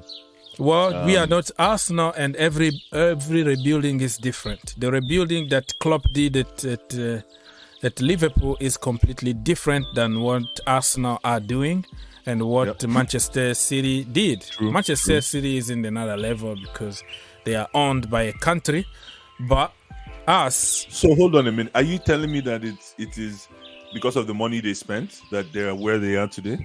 Who? Man City. Part of that, because not gonna tell me that Pep Guardiola can go and then save Burnley from relegation. Let's be honest, man. Give him Burnley, and let's see how he's gonna win the Champions League and the Premier League. So you think that if we spend the same amount of money with Thomas Tuchel is going to take us to the promised land? I'm not saying that. I'm telling you to be intelligent. You ask me about Pep Guardiola and money. It's getting complicated here. What I wanted to say here is that money also can play part, because when you are asking me to make executive decisions, you have which also which you couldn't make. Let me finish. So yeah. You are asking me to make executive decisions, so you need to have a very fat pocket, because you suck somebody now. You need also to use your pocket. Hugs, man. You need a fat. So now you are being the church in the middle of the village. Okay, that's the problem. Yeah, it's part of that coaching, strategy and all that. But also you need some money, bro. Give Pep Guardiola Burnley or Stoke City, and let's see how far he can go with them. Yeah, but come on, man. You don't expect Pep to go and coach. You don't expect Pep to go and coach. It's just an example I'm giving you to tell you that, look at them, right? They just bought somebody from Argentina. That guy is called the next Aguero. I forgot his name. That's true. Big. It's supposed to be a big signing. He's a big over there, bro. Yeah. And then all of a sudden they went for Haaland. Okay, they have Jack Grealish on the bench, 100 million on the bench. It tells you that money, they go and get the best, top of the class. Yeah, but how much did they pay for this guy in Argentina? Probably not a lot. No, they always pay like about 40 to 60 million, stuff like that, which is not that bad. They've been smart too. You have to give it to them. They've been smart by, getting certain players in a certain price. Only Jack Grealish kind of broke the record, and now, Jack Grealish only that broke the record. 100 million. They got Erling Haaland for like 65 million, something like that. So, on loan, and they got Erling Haaland on loan. Well, technically on loan, but it depends on the project and how they're gonna perform in the next coming years. Yeah. So I totally agree. Julian Alvarez, Julian Alvarez. Munaisa, you're right. So they got him, but they don't care. They don't care how much they pay for him. All of a sudden they go and get somebody else. Man, without money, you are very limited. Your hands are tied. So again, are we a big club, or are we pretending to be a big club? I left you with this question the last time I was on your show. You couldn't answer. Well, like I said, everything from you, you're not gonna get to me. You're not gonna get to make an executive decision. You can't answer. Yeah, I can't do that. Which one now? With that, man, take a side. I've come to you with different scenarios, and you keep skating. You're playing hockey with me, man. Yeah, because you make me say things that I'm not ready to say. Like it's not black or white in football, because the same players that were average under Frank Lampard turned to be for 3 or 4 months world class, won the Champions League, and they went back to sleep again. Okay, so you never know. It's up and down. So you don't ask me all the time. Just just imagine back then if I took the executive decision to sell Rudiger in January, immediately sell him now. Okay, sell Marcos Alonso because he's not doing good. Jorginho is slow, sell him. Sell. You get a bunch of kids, or you buy very good players. You spend money from other teams. Those players are going to take time to adapt in the team. Football is not something that, okay, I'm going to call Saint-Maxima there, Sterling there. You put them together. They never played together before, and then you start getting result. It takes time. You're going to tell me, oh, look at Liverpool. Liverpool been together for years, like 6 years, and they don't make big changes. Slowly and surely. One window, they're going to get rid of Mamadou Sakho. They're going to get rid of Christian Mbeteke, for example. Andy Carroll, slowly and surely. You get few, you bring few. You get few, you bring few. You building. You get to a certain stage where if you bring some element, they're going to just fit perfectly in the team because you have a very good oil machine working in 150% capacity. So they don't need time to adapt anymore because it's working already. So if you are asking me to make executive decisions today, sack everybody, buy new players, it's good. That's not what good. I said. You bring Neymar, you bring Haaland, you bring Neymar. Everybody. You bring them, bro, it's not gonna work. Look at PSG. Why are they suffering? Because of that. They bring everybody from all over the world. Okay, hold on. Let me ask you another question. If make an executive decision and you're supposed to bring 4 players into the team next season, who are those 4 players going to be? Let's go. First of all, we know that we are losing at least 4 of them. So that is a legit. Let me finish. Me finish. Okay. I'm gonna give you those 4 names. It's clear that one just pick up itself. In the defense, we need at least 2 ugly, angry, awesome, badass. Give me your players. Who are you thinking? No, because I'm not. That's where the executive doesn't work for me, because I have to ask what Thomas Tuchel wanna do. You wanna continue with 3 at the back, or you're gonna be switching between back 3, back 4, depending on the opposition. So who got that profile that can help us be flexible? So all those elements need to be there. Instead of me going, okay, I am going for Koulibaly. So let me give you the first name, Koulibaly. Why?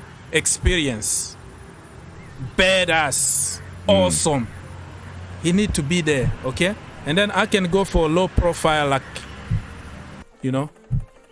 Guardiol, Josko, the guy with the left foot from Leipzig. I can go for some low profile, but also for people who already been there and done the job. You know what I mean? For that defense need a lot of rebuild. So I might spend a lot of money in the defense and one bad ass in the midfield. Declan Rice. Why?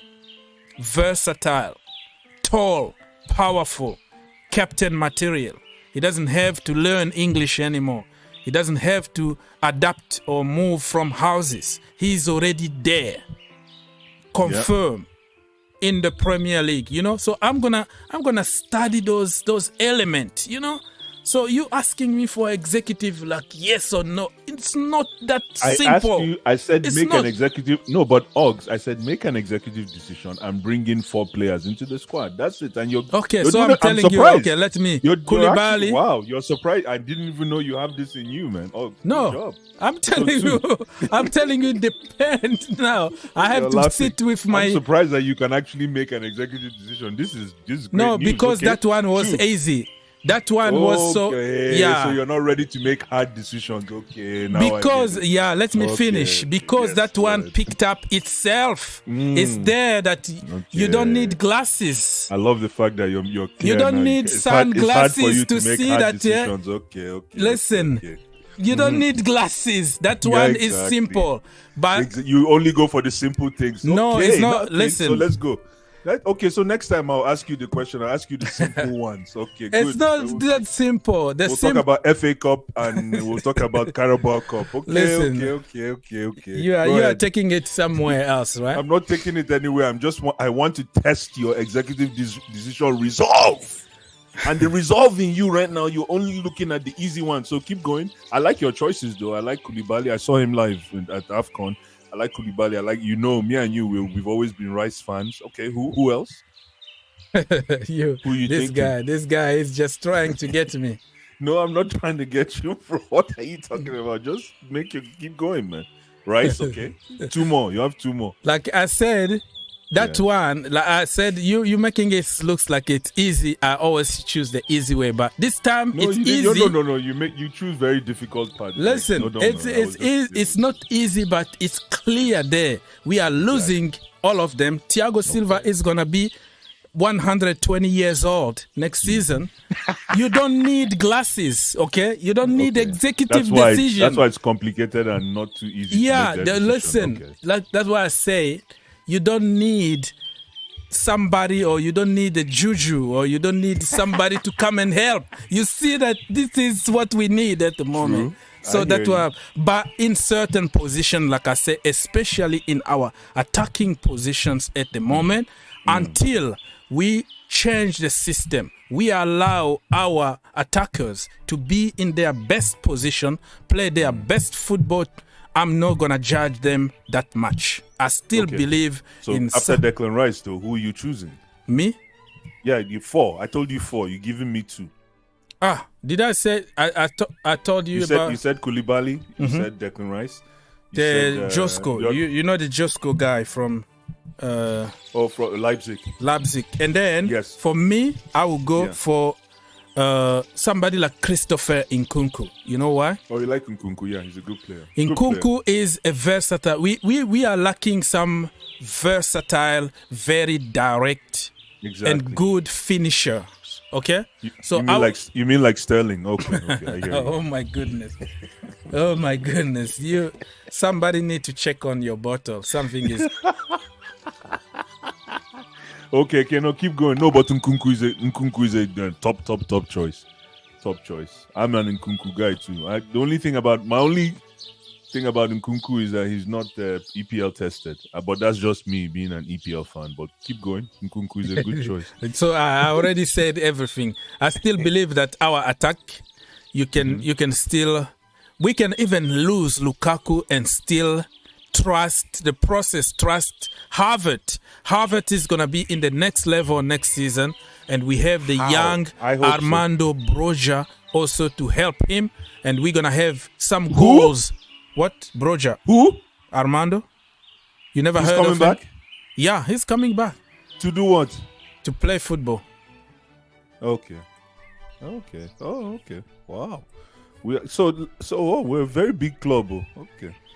Yeah, for you, big club is not trusting youth. You have to spend money. That is your definition of big club. Well, very big club. My goodness. Yeah, sure. We're same level as Real Madrid. My God. Yeah, sure. Because Trent Alexander cost 200 million, right? Yeah. And Reece James also cost. Yeah, we've done good with our academy. I think Broja needs another contract, another loan. Come on, let's be fair. Come on. Okay, let me read some comments here because you always make me. You just lost me. Why are you blaming it on? Why do you like to throw me under the bus, Ox? Okay, so Mr. Samsung A11 here said that how can you sign a midfielder first when most your 4 defenders are leaving Chelsea Football Club? Very good question. That's why Declan Rice comes handy, because he's a centre back, he's a full back, he's a DM, he's a CDM, he's a number 8, he's a number 6, he's everywhere you play that guy, he's going to get the job done. And we need some versatile players. In case we are in crisis, they can help. So that's why. If you have to choose one person, like we only have money for one player this window, for me, in my humble opinion, it's going to be Declan Rice because of what I just said. He's the whole package. People don't understand that. end product. He can shoot from distance. That guy can do pretty much everything that Chelsea lacking right now. Preach, my brother. So, DJ, come take over because this guy, I don't know, man. I'm tired of blue eyes. I am tired of blue eyes. I don't know, man. This guy, he's on something. Listen, let's just put it out. Let's just put it out. Yeah. Come. Let's just put this out there. Blue eyes. If you didn't realise Chelsea was a big club, bruv, you're being a Chelsea fan, mate. Man, I don't know where you've been all this time. Bro. No, but let me ask you a question, though. Is Chelsea a big club, or are we yes, we are a big club. We were a big club. We're a massive club. And we are, and we're going to be. Are we a massive club? We were, we are, and we're going to be. What are you talking about? And you're bringing... You're bringing Broja back to start. So he said that bringing Broja is not being a big club. I don't know what you are on. To start as a number 9 for us next season. I didn't say start. I told you they can work together with Kai Havertz. They can work together with Lukaku, or whoever is gonna be there is gonna be a very good help. Let me try again. Are we a big club or are we a big club? Yeah, we're a big club, bro. What is your definition of a big club? We're doing it the right way. And Armando Broja is coming back. Armando Broja is coming back to play number 9 next season. I didn't say that. I told you we need him next season, bro. Listen, if Armando Broja, right, was at Borussia Dortmund, the same age, with 80 million tag price on him, you were going to be the same person to say, break the bank, bring the key to Chelsea.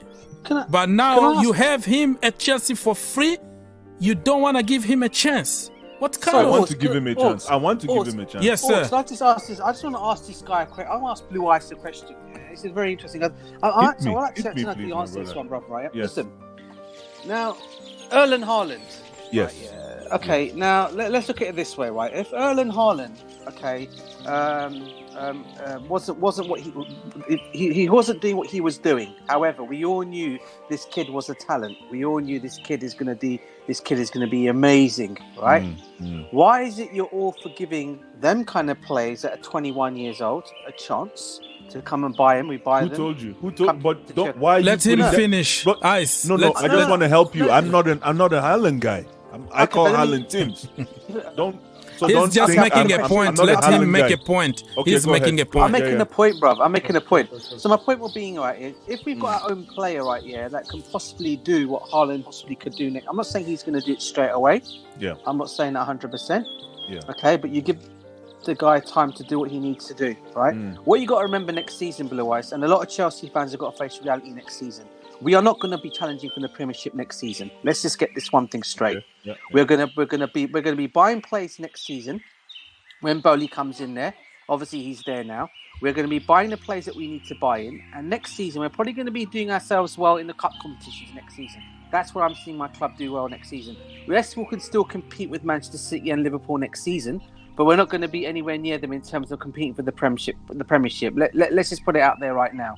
If anything we're going to be doing next season is competing on cups, and I've come to terms with that. Even though I want to see my club obviously being up there challenging, but I know next season is going to be a massive rebuild, right? We're going to be bringing a lot of players in. You've got to give these players a chance to blend. These players to play the Thomas Tuchel way of playing football. It's not going to come overnight. He's not going to be able to do it in pre-season time.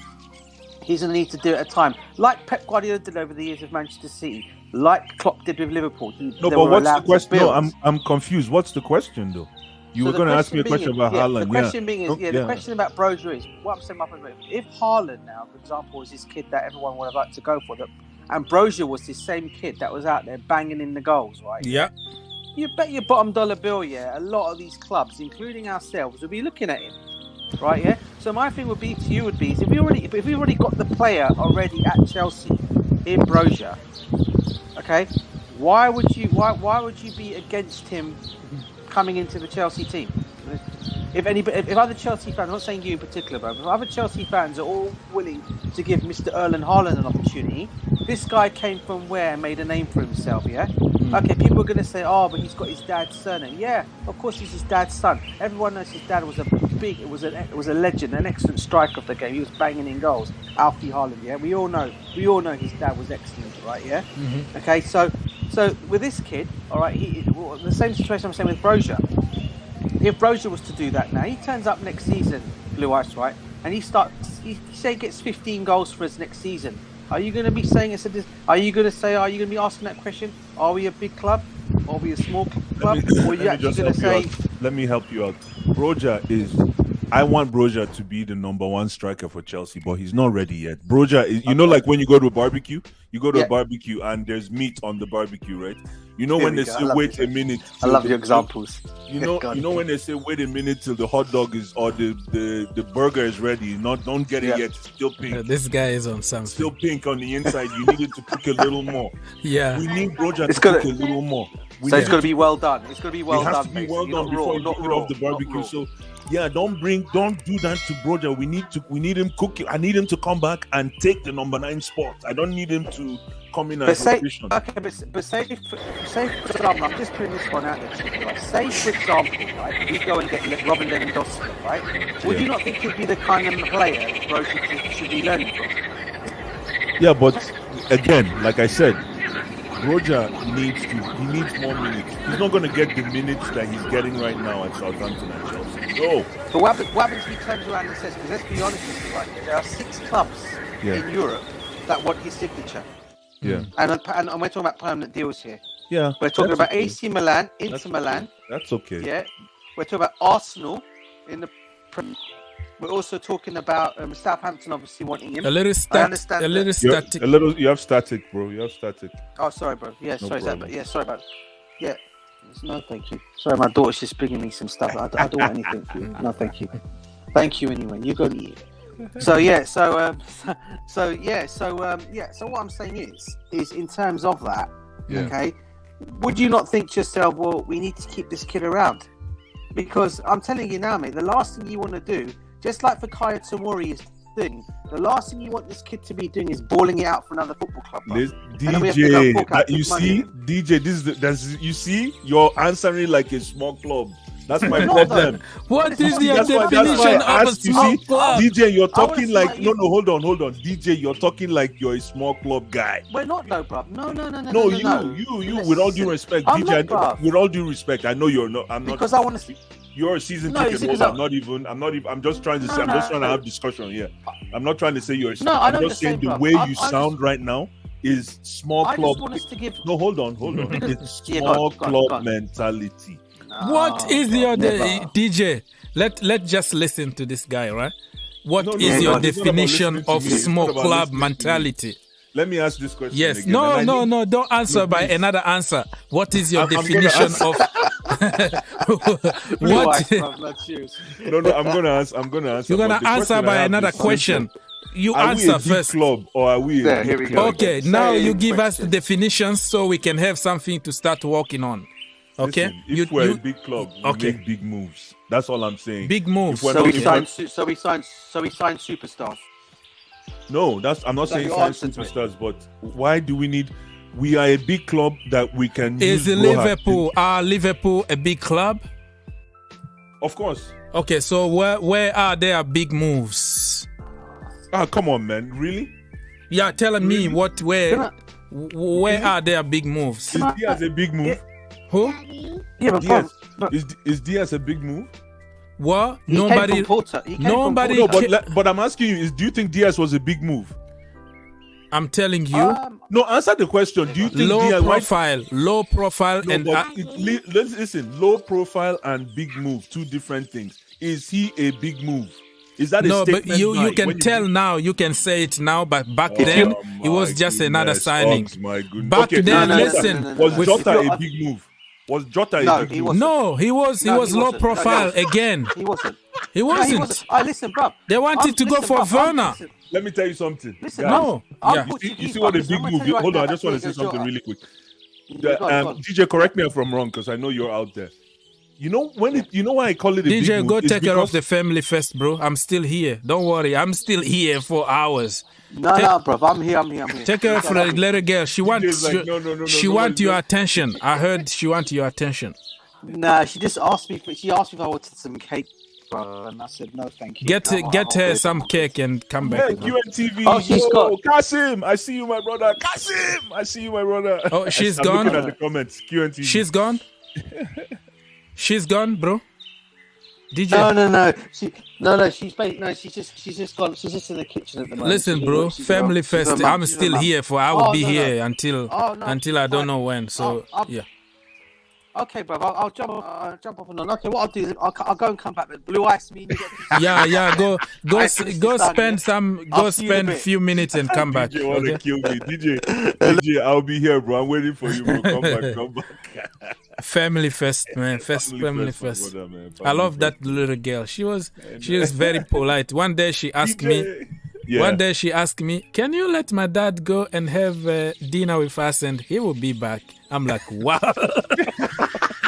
She's very polite. Like she asked me permission for her dad to go and have. Yeah, she's cute. Anyways, Kasim, my brother is in the house. Hey.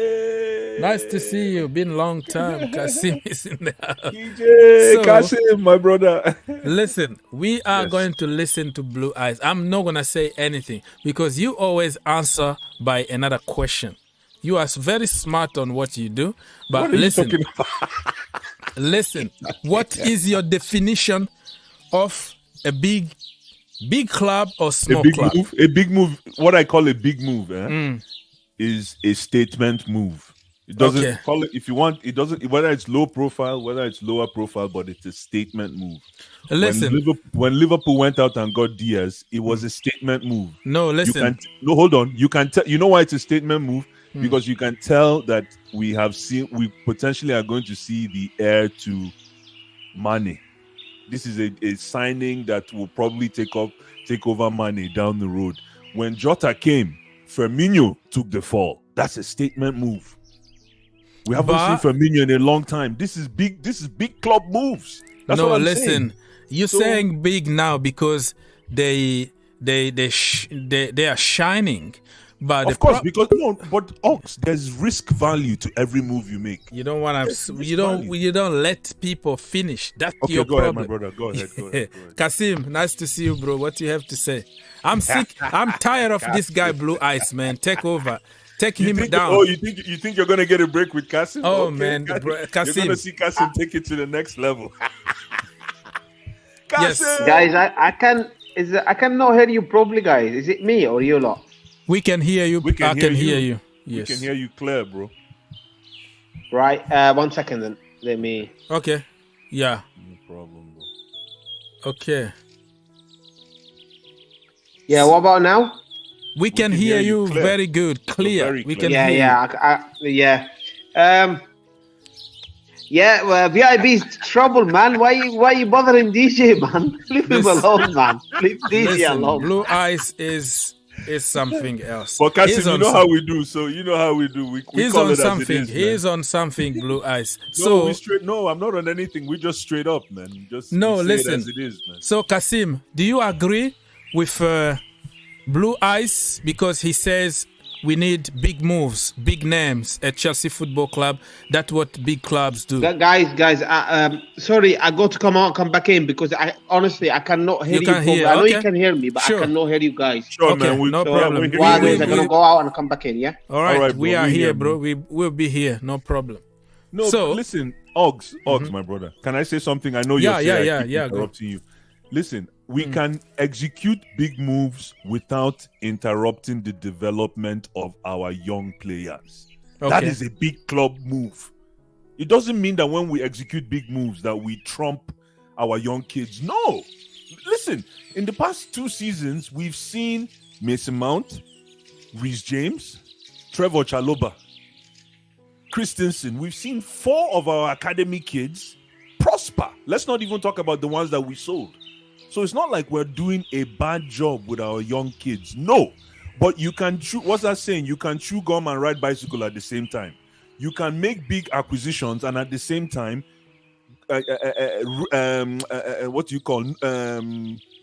nourish your we can make big acquisitions and at the same time we can take care of our young kids.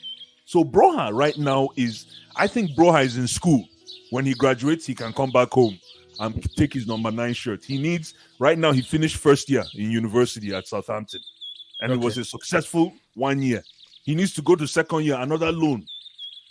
Okay. Because if you want to come, I know DJ was trying to compare him to Haaland. Haaland has played so many Champions League games. The equity that Haaland has built. I'm not a Haaland guy either. I don't even care, but I think Haaland has Lukaku vibes, Timberlands. That's the way I look at Haaland. So I'm not even a Haaland guy. But I need Broha to go and marinate on the barbecue. Come back. Maybe next season we can look at him. So how do you know that he's not ready, bro? It's because of his age, or it's because of what? How do you judge people? That's a good question. That's a good question because you know that number 9 spot for Chelsea Ogs. You know that position is a crucial position. You know. But the problem is, you never know until you try. Look at Chalobah, right? Chalobah this season. He wanted to. That's not number 9. That's not a number 9. No, position. I'm just giving you an example. I'm making a point. You don't want to meet. Okay, Kasim, can you hear us?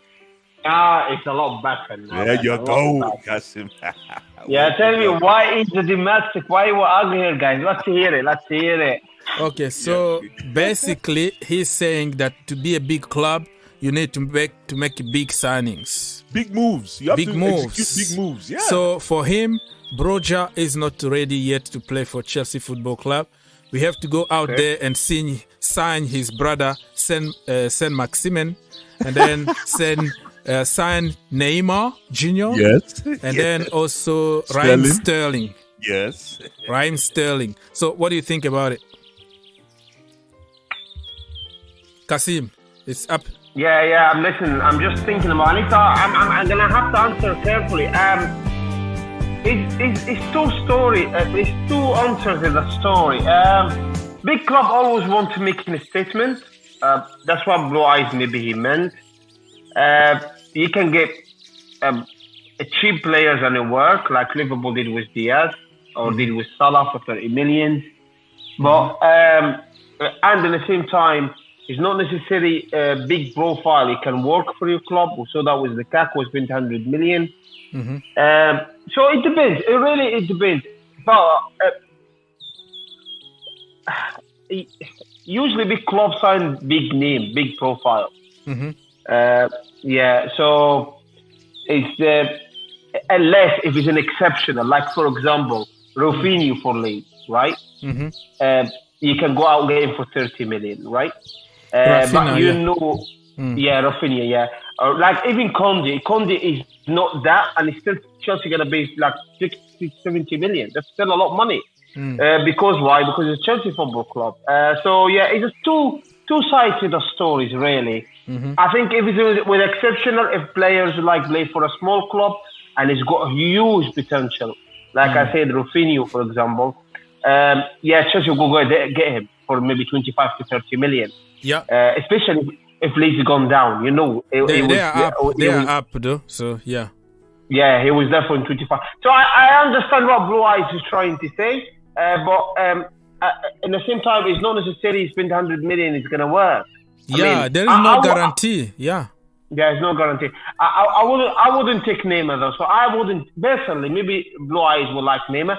I wouldn't take him. I think he's very skillful, but he's technically, but it doesn't work hard enough. And in the Premier League, it's gonna struggle because he likes to wait for the ball.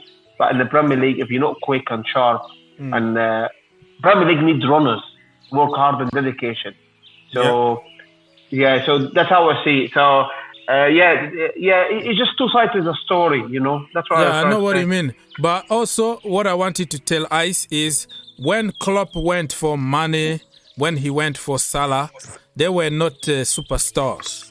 You can get somebody low profile, and then you can make that player a superstar in your team, depending on the system and everything.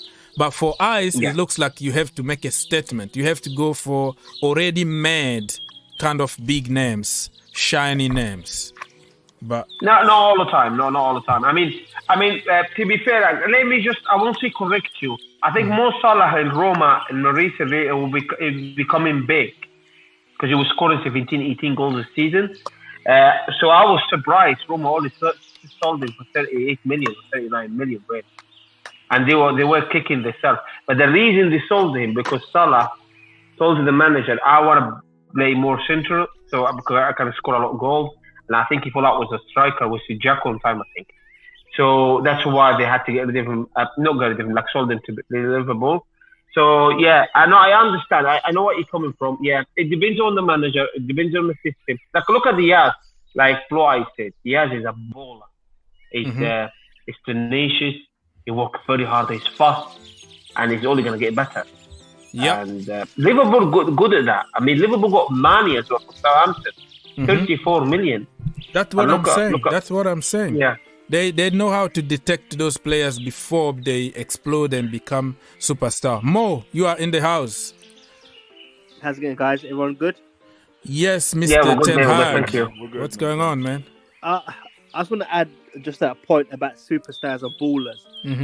I'm a Man United supporter, and trust me, we've done the superstars and ballers for the last 8-9 years. It gets you nothing in the end. When you build a team of individual superstars and ballers, I want this baller, I want that baller, I want this haircut, that haircut, with no system. When you buy top players and you don't have a system, and you buy players on social media hype, YouTube players, Instagram, yeah, they sell a lot of shirts and they're high in numbers, but guess what happens? You win no trophies because your club doesn't have a system. What Liverpool have done brilliantly is they've got players to fit their system. Yeah. What they've done is, yeah, you're right. With Salah and Mane, they were good players. They were good players because I saw Mane at Southampton and he was a very good player.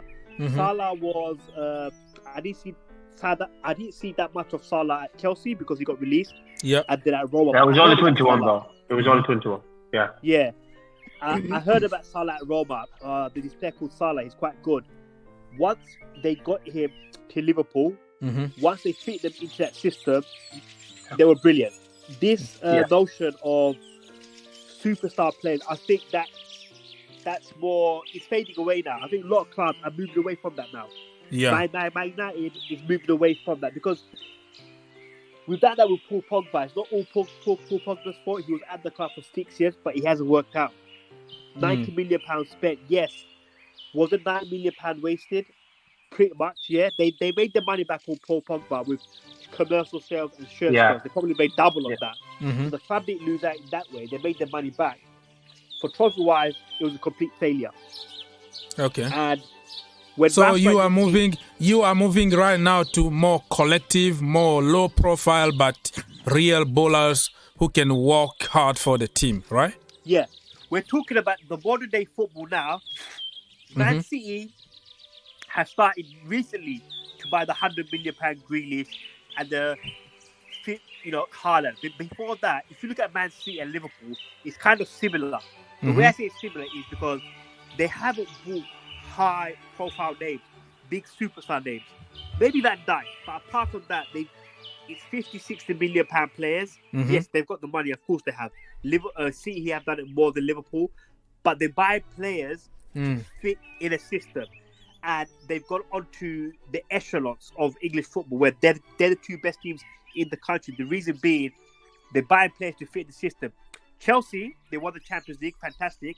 However, Thomas Tuchel was forced into a £100 million striker that he didn't want. Yeah, they forced that on him. That the club signed Robert. Can I say something? Something? Yeah, go on. So, God bless. I hear what you're saying, man. No disrespect to Manchester United, but Manchester United has had a broken system for the past 10 since Alex Ferguson left. So even if you brought in a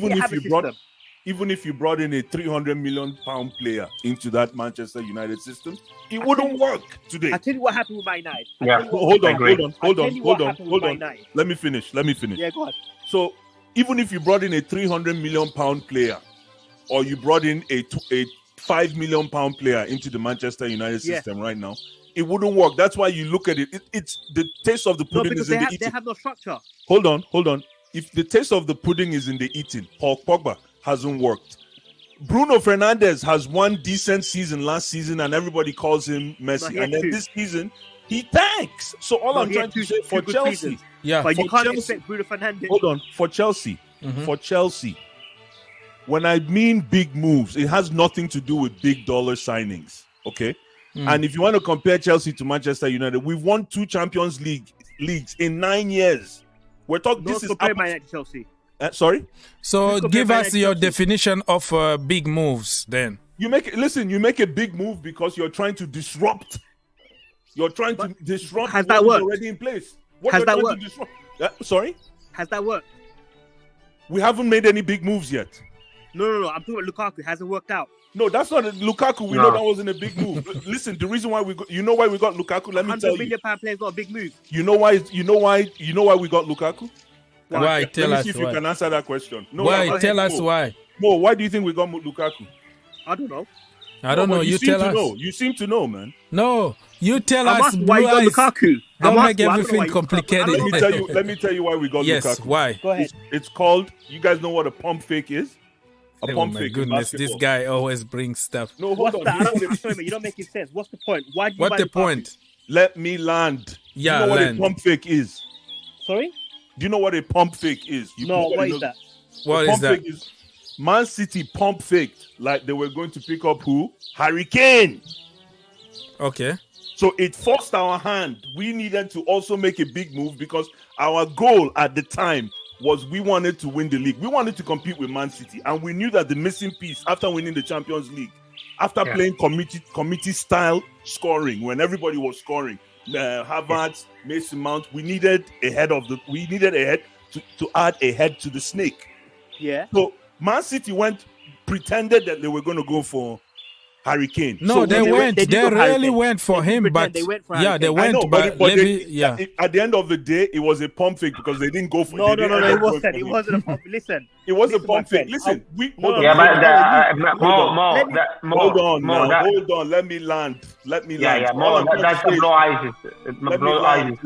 Yeah. So we had to now act. That's what you see. These are big. When big moves, when big teams play chess, a lot of teams don't know what's going on. That's chess. So Chelsea now had to say, you know what? Okay, if these guys go, let's say they end up going for City, we need to go for the next profile. And then Haaland, he was priced out of the market. Nobody wanted to pay that money for a glorified loan, which is what City is doing with Haaland right now. It's a glorified loan. It's not really like they bought him. So we needed to go for the next best thing. It's not like we had to. That was a big move for maybe not the right profile.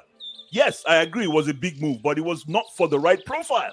But we had to do it because we needed to make sure that if Harry Kane ended up at City, that we'll be ready as well too. And it didn't work for us. You're right, it did not work for us. But that is the definition of a team, because big teams will make wrong acquisitions and still know how to move on. We don't rely on we made the wrong purchase, so we suck. No, if you make the wrong purchase, you gotta show what you can do to supersede that wrong move. Okay, let me talk about. Okay, now I understand where you get from, but City weren't in for Harry Kane. I followed that saga. The reason why Man City didn't get Harry Kane is because Daniel Levy wanted an extra 10 million. That's true. Said no. That's true. So Lukaku was always Chelsea were always going to get a top striker no matter what. Even if Harry Kane went to City or didn't go to City, they wanted a striker, and they said, look, Lukaku's there, and let's just get Lukaku. As for Man United, first and foremost, when Sir Alex Ferguson left, Man United didn't have no structure. So basically what Man United's philosophy was, let's just go and buy big profile players, we'll get Jose Mourinho on. Once they got Jose Mourinho, that was a last-ditch effort. That was it. Jose Mourinho was brought in to win the league. He couldn't do that. They moved him on. Yep. When Ralph Rangnick came in, he sat down with them and he said, first and foremost, within 4 or 5 weeks, he realized you need a minimum of 10 players. He told that to the board. He goes, look, you have to have 10 players. Second of all, he said, you don't have no footballing structure. So what I'm going to do is I'm going to bring, you have to appoint John Murtough as the director of football. They moved Ed Woodward away. So Ed Woodward resigned. Richard Arnold was brought in. So what Richard Arnold did was, okay, as CEO, I'm going to focus on the business side of things. I don't know about football. I'm going to focus on the business side of things, and I'm going to bring in a football department. That's where Ralph Rangnick comes in. Ralph Rangnick came in and said to them, you need 10 players, you need a footballing structure. Yeah, and they look like it looks like let me structure the show a little bit because we're still here for a few more minutes. So now that Steve Mitchell said that he's not coming, according to Romano, right? So what is gonna be the next move for Manchester United? Now you have the manager. What is your next move now? So the next move now is first and foremost is obviously we've moved in. You're talking about Paul Mitchell or Steve? Which one are you talking about? Paul Mitchell, right? Oh yeah, the Paul Mitchell guy from Monaco, right? Yeah. Yeah. So Paul Mitchell, I don't know about that deal. I think he might come not this season, but next season. I think there's rumors that he didn't want to take it this season because he's at Monaco, and he said, look, at the moment there's too much changes at Man United, so he wants to let everything set on the next season he comes. What's going to happen is now, obviously, Erik ten Hag's the new manager of Man United. We all know that. Now, 10 players are going to be, a lot of players are going to be moved on. Obviously, Pogba's going, Matic is going, Mata, the people out of contract, they're all going. They're going to bring in some acquisition in, and they're going to start from the bottom. So it's not going to be like, oh, we're going to win the league and Champions League and stuff like that. So no, we're going to go back to root. We're going to go back to being a normal football club, and we're going to work our way up. So we're going to work so our way are you? up. I heard some news about Hakim Ziyech. Would you take Hakim Ziyech from Chelsea? Hakim Ziyech. Because I heard that Chelsea to sell Hakim Ziyech. I've always said Ziyech for me. I like Ziyech as a footballer. I like Timo Werner as a footballer. But sometimes, like Blue Eye said, sometimes some players don't suit in one club, might benefit for another. Obviously, with Hakim Ziyech, he's worked under Ten Hag at Ajax. Ten Hag knows him. It's up to Ziyech. If he wants to, wants to come to Man United, he has to put a transfer request in. No, he doesn't. He doesn't have to put any because Matt Lowe today reported that Chelsea will consider to sell Hakim Ziyech. Even Fabrizio Romano said it. I'm not happy about it. I'm not happy about selling Ziyech. At Man United. I think he's a top player. Hakim Ziyech is one of those players that he runs a bit of Riyad Mahrez. More can happen, bro. Yeah, Mo, listen, mind me asking, where are you from? You're from Manchester? London. He's in London, but he's in Manchester. You're a London lad. Yeah, all right, okay. No, you can have Hakim Ziyech, man. Come and get him, bro. What are you talking about, people? Don't force me to shoot you all. Don't force me to shoot some people. Get him, man. Listen, why people don't like Hakim Ziyech? Tell me. He's a good player, man. I think he'll be good. He'll be good. You can have him 40 mil, man. You can have him 40 mil, man. Would you trade him for Rashford? Listen, QNTV, man, is going to sell all Chelsea players, man. They're all that woods, man. Are you calling Hakim Ziyech a dead wood? Are you saying that? Really? I didn't say anything. Dead wood? Listen. Let me come in then. Sir. Come in, my brother. Come in, Kasim. Go, Kasim. Tell us why. Are you happy with Hakim Ziyech? You need to ask the question. Is Hakim Ziyech, the life of Hakim Ziyech, going to win the league with Chelsea? To me, in the right system, yes. For me, yes. No, we're not going to. That's the issue. Same with Lukaku. Thomas Tuchel is not going to change his system to anyone. Players got to adapt to the system, right? Yeah. Good players, top players always adapt to the system. And top managers also adapt to the players. They find a way to get the best out of them. I understand. I understand. But what I am trying to say to you is, right? Yes, sir. Ziyech seems like when we play 4 in the back, he thrives in it. But that last year and a half, he was playing 5 in the back, and he seems like he's struggling, right? But to me, good players adapt to any system, man. Any system. And he really is struggling. I'm not going to lie. Can I add one quick point? Yeah. Yeah, go ahead, man. I think it's basically like a marriage, 50-50. You have to compromise. The player has to compromise, the manager has to compromise a little bit. Everyone has to compromise a little bit. But yeah, a good player should adapt to the system. I agree with that. If you're a top world-class player, like Lukaku. That's my point. For me, when you buy a £100 million player, I expect him to play any kind of football, no matter what. I agree with you. Spot on. But when you watch Guardiola, more spot on, because Guardiola and Klopp won't change the system for anyone. They got to come to adapt. And look at Rodri, for example. It'll take him 2 years, right? To becoming the player now, one of the best midfielders in the Premier League right now, right? Yeah, and even Cancelo, it took him time. If you look here we go. You just answered my point, my man. That's my point. Why? Pep Guardiola knows. I know it's gonna take you time, but ultimately, you're gonna end up in my system. You learn. Oh, so if that's the case, then Lukaku, then let's give him time. No, the Lukaku already come out and said, "Can you change the system, man?" Let's give him time, guys. Let me give you an example. Go on. Guardiola, Klopp, Thomas Tuchel, Pochettino. These managers, they don't change their system for no one. When Pochettino got beat by Bayern Munich by 8, I think it was like 7-2 or 7-1 like that. They go, how come you didn't change? Because I'm not going to change my system. That's my system. To Bayern Munich. Yeah, and he didn't change the system because he goes, no, this is my system. This is where Mourinho went wrong at Man United. Mourinho came and changed his system to play more high-press football, and he couldn't do it, and that's where he failed. Let me ask you a question. Mo. Klopp, Guardiola, they don't change their system. Let me ask you a question. Let me ask you a question. So, listen, remember the whole thing that started this discussion is I said, are we making big moves? And you came in saying the whole concept of big moves, buying players on YouTube, buying the next hair, like you called it the next haircut, the next Instagram profile doesn't work anymore. That Manchester United is a good example. And the reason you said Manchester United is a good example of that not working is because you don't have a system, correct? Yeah. Okay. So if under Oli, okay. If you have a team that has a work, would you think Chelsea has a system? I think they have some sort of a system with Thomas Tuchel's playing style. But I think with Chelsea, it's a bit like Man United, where they're going for a little bit of a restructure and they are moving players on.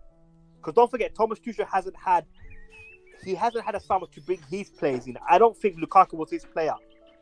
So do you think Chelsea has a better system than Manchester United? 100%. Okay, a million percent. Okay. And do you think big players would come in and see a system that they can at least work with when they come to Chelsea? Okay, so when you mean by big players, you mean like superstar players?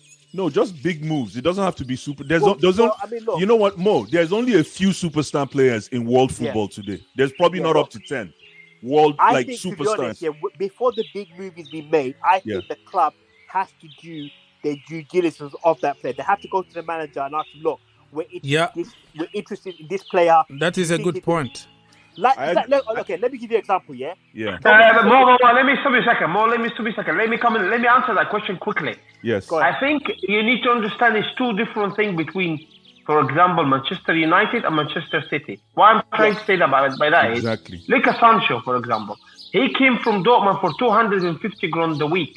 He's not bothered about system. Yes, of course, I agree with that. Right, so two players, players can go to City, they know they're going to have discipline, they're going to have a system because they have a top manager. And players going to go to United because commercial, money, and football out the window. No, but you have to understand one important thing. Man United as a football club is changing. What do you mean?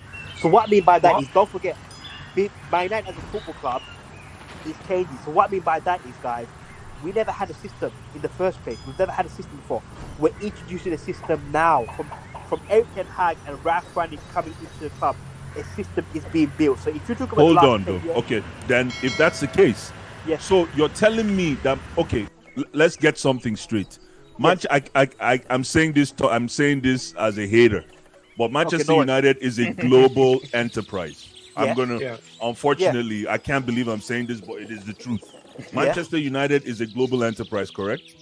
So you're telling me that it's taking you, when did Sir Alex Ferguson When did he hang his boots? Okay, as a coach. 2013, I think. So it's taking you. Yeah, so you're saying 13, yeah. it has taken you 10 years to change. Yes. Can I tell you why? Can I? No. Hold on, though. Mo, yes, you're going to tell me why. I just want to clarify before you go to the next thing. Yes. So, has it taken you 10 years to change the system, or is it you're changing the system now because of the failure of a system that you tried to? Yes. So yes and yes, basically. Okay. So basically, when Sir Alex Ferguson retired, he left with him and David Gill. That's right. They both left Then together. Then Moyes came in. And then David Moyes came in. However, Ed Woodward and the bankers took control. He's a banker. Yeah, he's a banker. I've met him, by the way. I've seen him, by the way. Where I work, he comes here. He's from JP Morgan. So they took over the club. What Ed Woodward did was Ed Woodward had full control of the football club. So I'm talking about transfers, negotiations, everything. Him and Matt Judge. When you have a banker running a football club, it is going to be chaos. Look at Chelsea. Who do they have? Marina. We don't have no one like that. We have. But Chelsea fans don't. Chelsea fans don't think like. Chelsea fans have a different feeling about Marina. Yeah.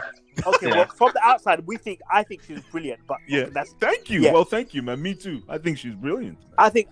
Thank you. We win by night. For example, guys, if we took the last 10 years, from Ed Woodward's reign, from Ed Woodward took over from 2013 to 2022. Okay. Yeah. So it's been a disaster for the last 10 years. What happened was, eventually he resigned because the pressure got to him in the Super League. Once he resigned, Richard Arnold came in. Yeah, people threatened him, innit? People gone to his house and threatened him, innit? Yeah. It became crazy.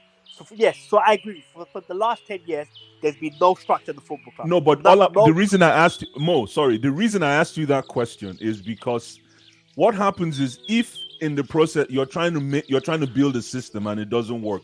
If you're a big club, what do you do in the meantime? Listen, Blue Eyes, can you give me a second, please? I wanna acknowledge my daughter in the house.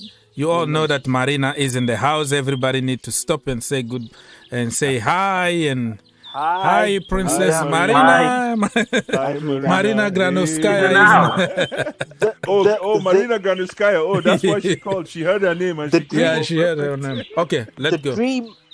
For me, the dream. Mo. Sorry. What I was saying is that. So the dream is the dream for my night to be is I want my night to be run like Bayern Munich. If you look at Bayern Munich, no matter what manager they have a system and a style of play.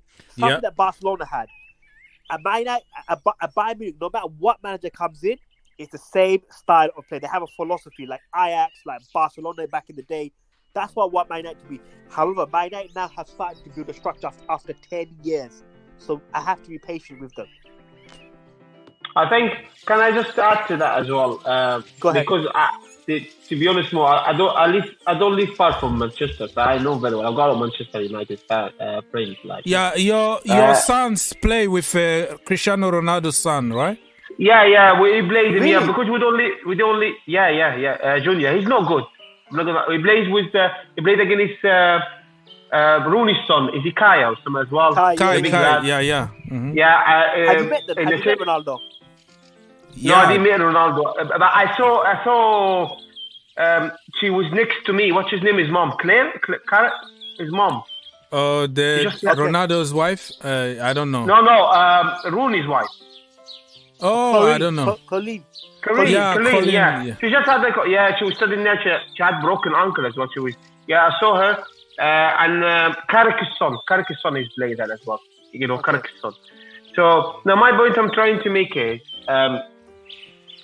I think Alex Ferguson, he was holding this club together because we know Manchester United didn't have a sport director as well. No, same as Arsenal. Sorry? Same as Arsene Wenger. Yeah. Same as exactly the same. Spot on. So obviously the Glazers and obviously the favour boy is Ed Woodward. They was making money for them, and he's a banker, and that's why the club gone down the ban. I'm not gonna lie.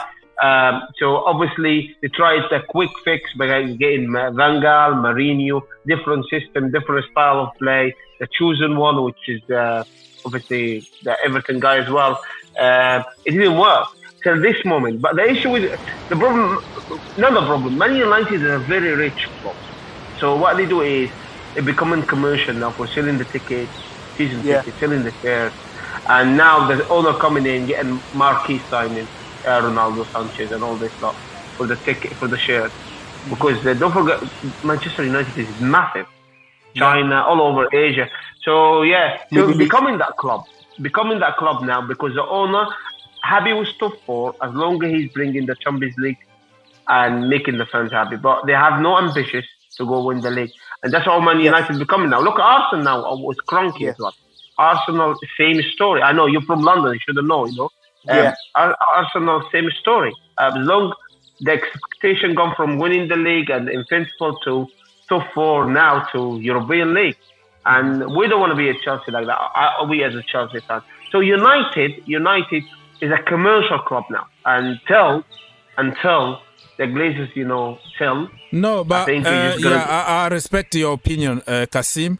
But I think this time also because of Rangnick kind of exposed them. What he said to them was, when Rafa came in, he said, he went to the owner at the board. They said, how bad is it? And he said to them, look, this is not cosmetic surgery. Like you fix it open your heart or your eyelid. This is open heart major surgery. And he said to them, listen, this is major surgery that needs to be done. So what happened was, Richard Arnold sacked, the 2 scouts. He sacked them. He sacked the 2 scouts.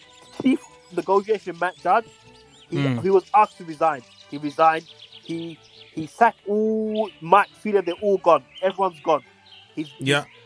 I think they're going to focus a little bit on football. They're going to be 50-50. You're making money, it's now, commercial, but now we need also to be good on the pitch.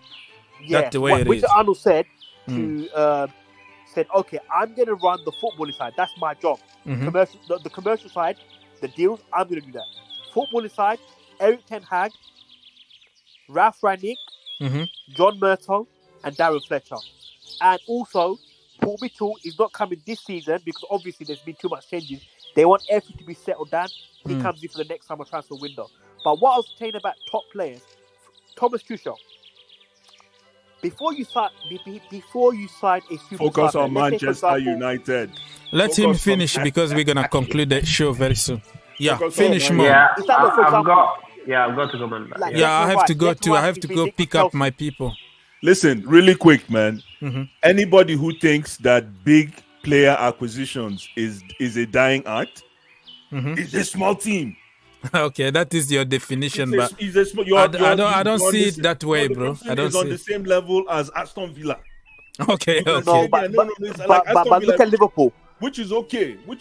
Look at Liverpool. Yeah, that is a good example. Look at Liverpool. All I'm saying is that the art of buying. How much was Robertson? Hold on. Robertson, it was 8 million from Hull City. I spoke to Robertson. It's 8 million from Hull City. Buying big players is never going to die. It's going to be reinvented. And anybody. No, you cannot. Can I just ask one question? One second. So we're going to go around. Buy a top player. Yeah, Mo, 1 second. Any team that doesn't build any big team. So I'm going to say the top 4. If you're not in the top 4, then don't have this. Not Manchester United. Yeah. No. Go Manchester on. United you guys. Okay.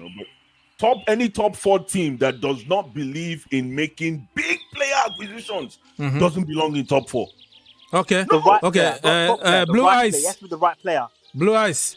I have to go. Kasim need to go. So we're gonna go around now. Thank you very much for having me, man. I have a question for you. He's gone.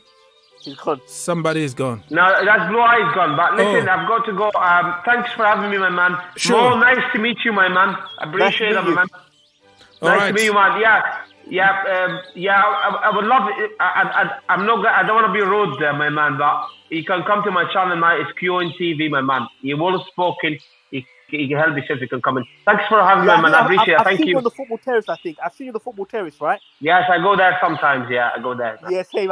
He got his own channel. You see the. Yeah, I'll subscribe to your channel. Is it QN TV? Yes, man. You all spoken, man. You come visit me anytime. Thanks for having me, Oz, mate. Have a good night, man. Take care, my man. Thank you. Thank you so much, Kasim. Thank you for helping. Thank you so much. Bye-bye.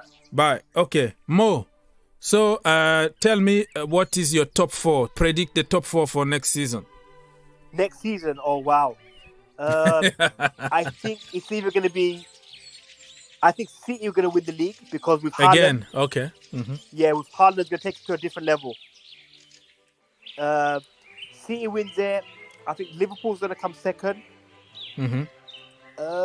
Third, I think Spurs is going to be there or thereabouts next season with Conte.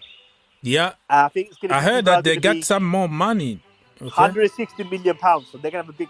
They got 160 million coming in. City, Liverpool. Third will either be... It depends what Chelsea do. It's going to be Chelsea. It's going to be City, Liverpool, Spurs or Chelsea, United 4th. Okay.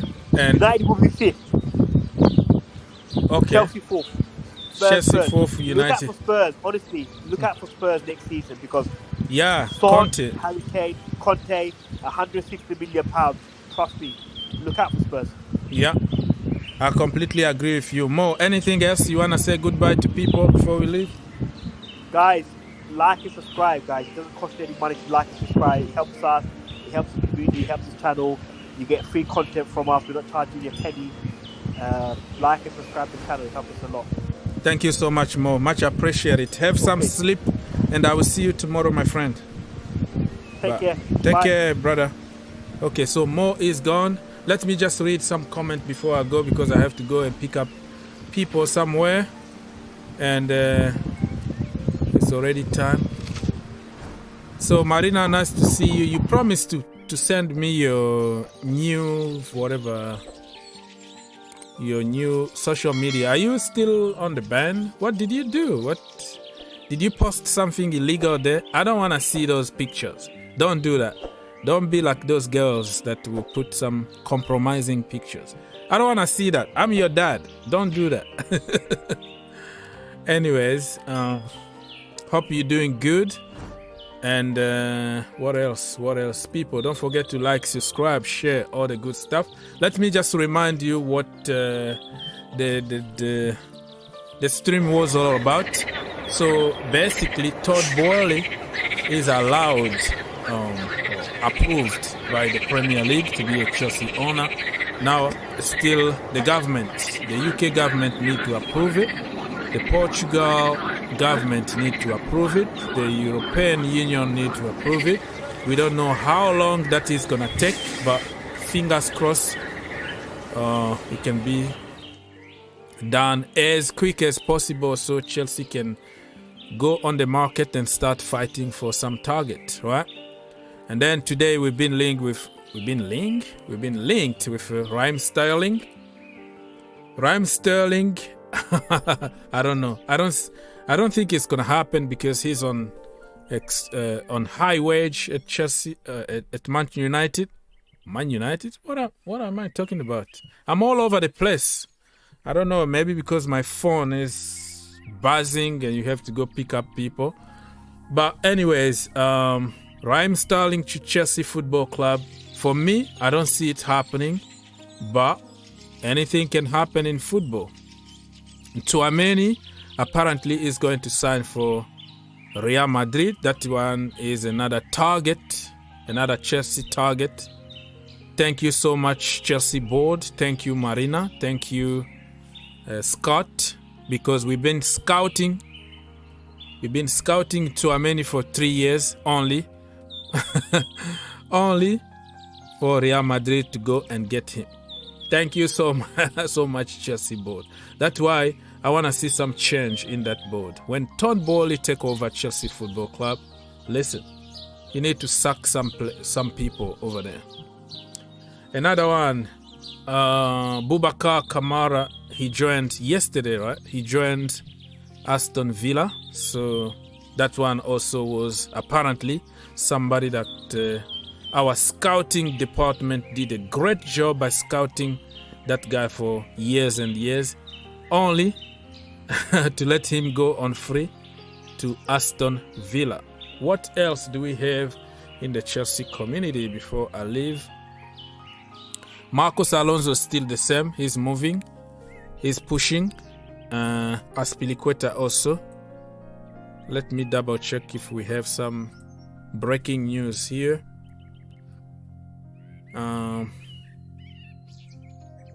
Nothing else.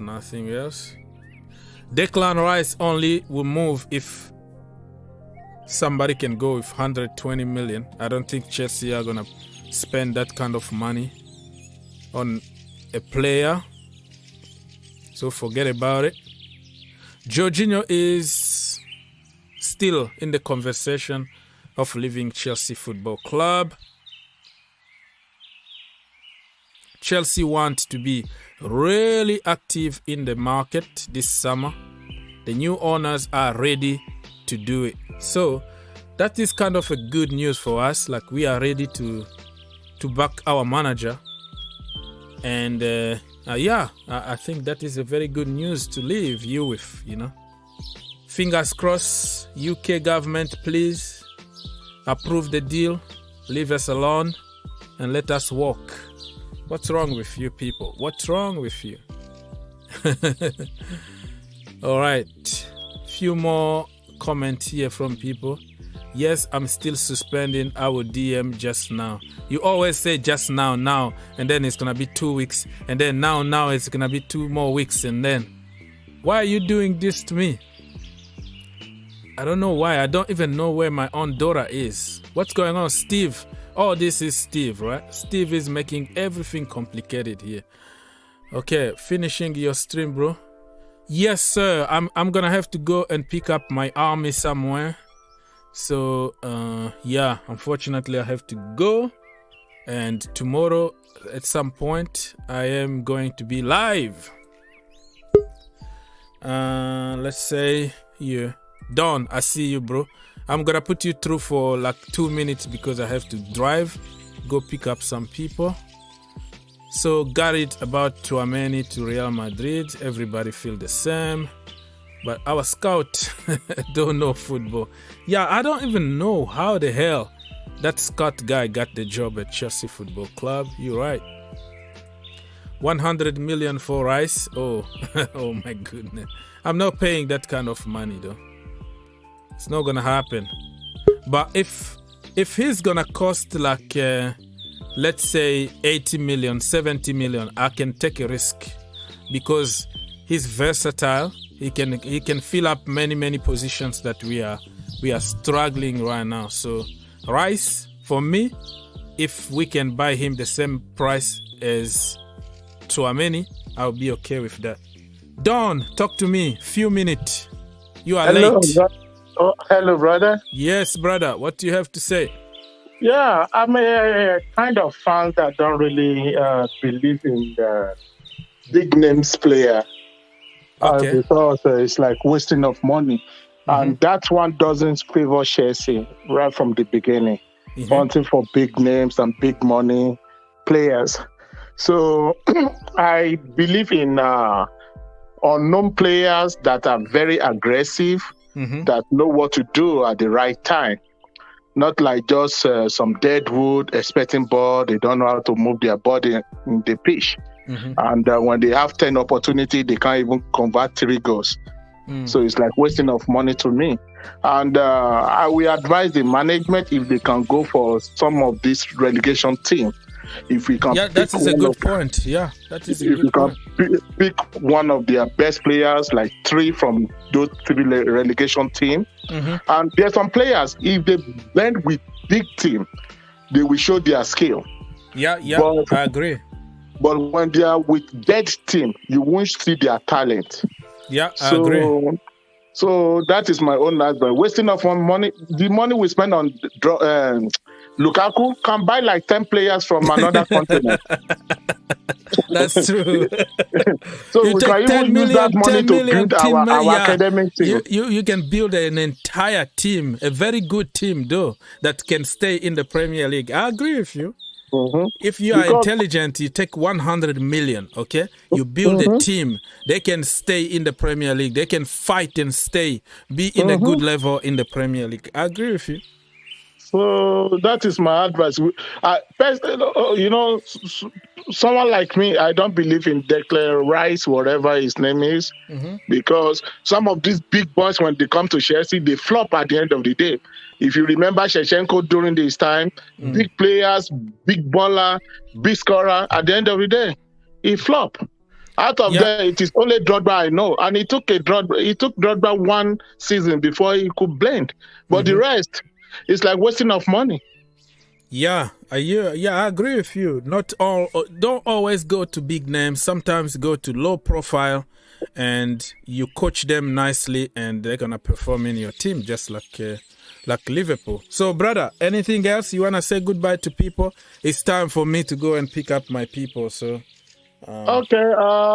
Next time, and congratulations to all Chelsea fans, Chelsea community, for endurance, and at the end of the day, we achieve our aim. Yeah, top 4 is there, and we have 2 trophies. Not that bad, right? With the new owner. Yeah, new owner is coming. Let's hope that he can be announced very, very soon, and we can start planning for. Thank you so much, my brother, and I will talk to you next time, okay? Okay, sir. Thank you. Peace to the family, man. Peace and love. Let's see what is happening here. Nothing else. Lincoln. Good night, everyone. Good night to you. Still a lot of time to kill here for me, my brother. Still a lot of time here. Need to do a lot of stuff, cook, feed people, and stuff like that. Anyways, Marina, thank you so much. Nice to see you back again in the team. I'm going to have a problem with Steve, but it is what it is. DJ was in the house. Blue Ice, Mo, all my brothers and sisters were there to support Lusala. This guy got 2 last names. Lusala. Prioritize Blues Print. Munaisa from Kenya was there. Everybody, if I forgot somebody, I apologize. And thank you for your support. Kasim was there also to help the channel and all that. So I'm going to have to go, people. I'll talk to you next time, okay? Peace!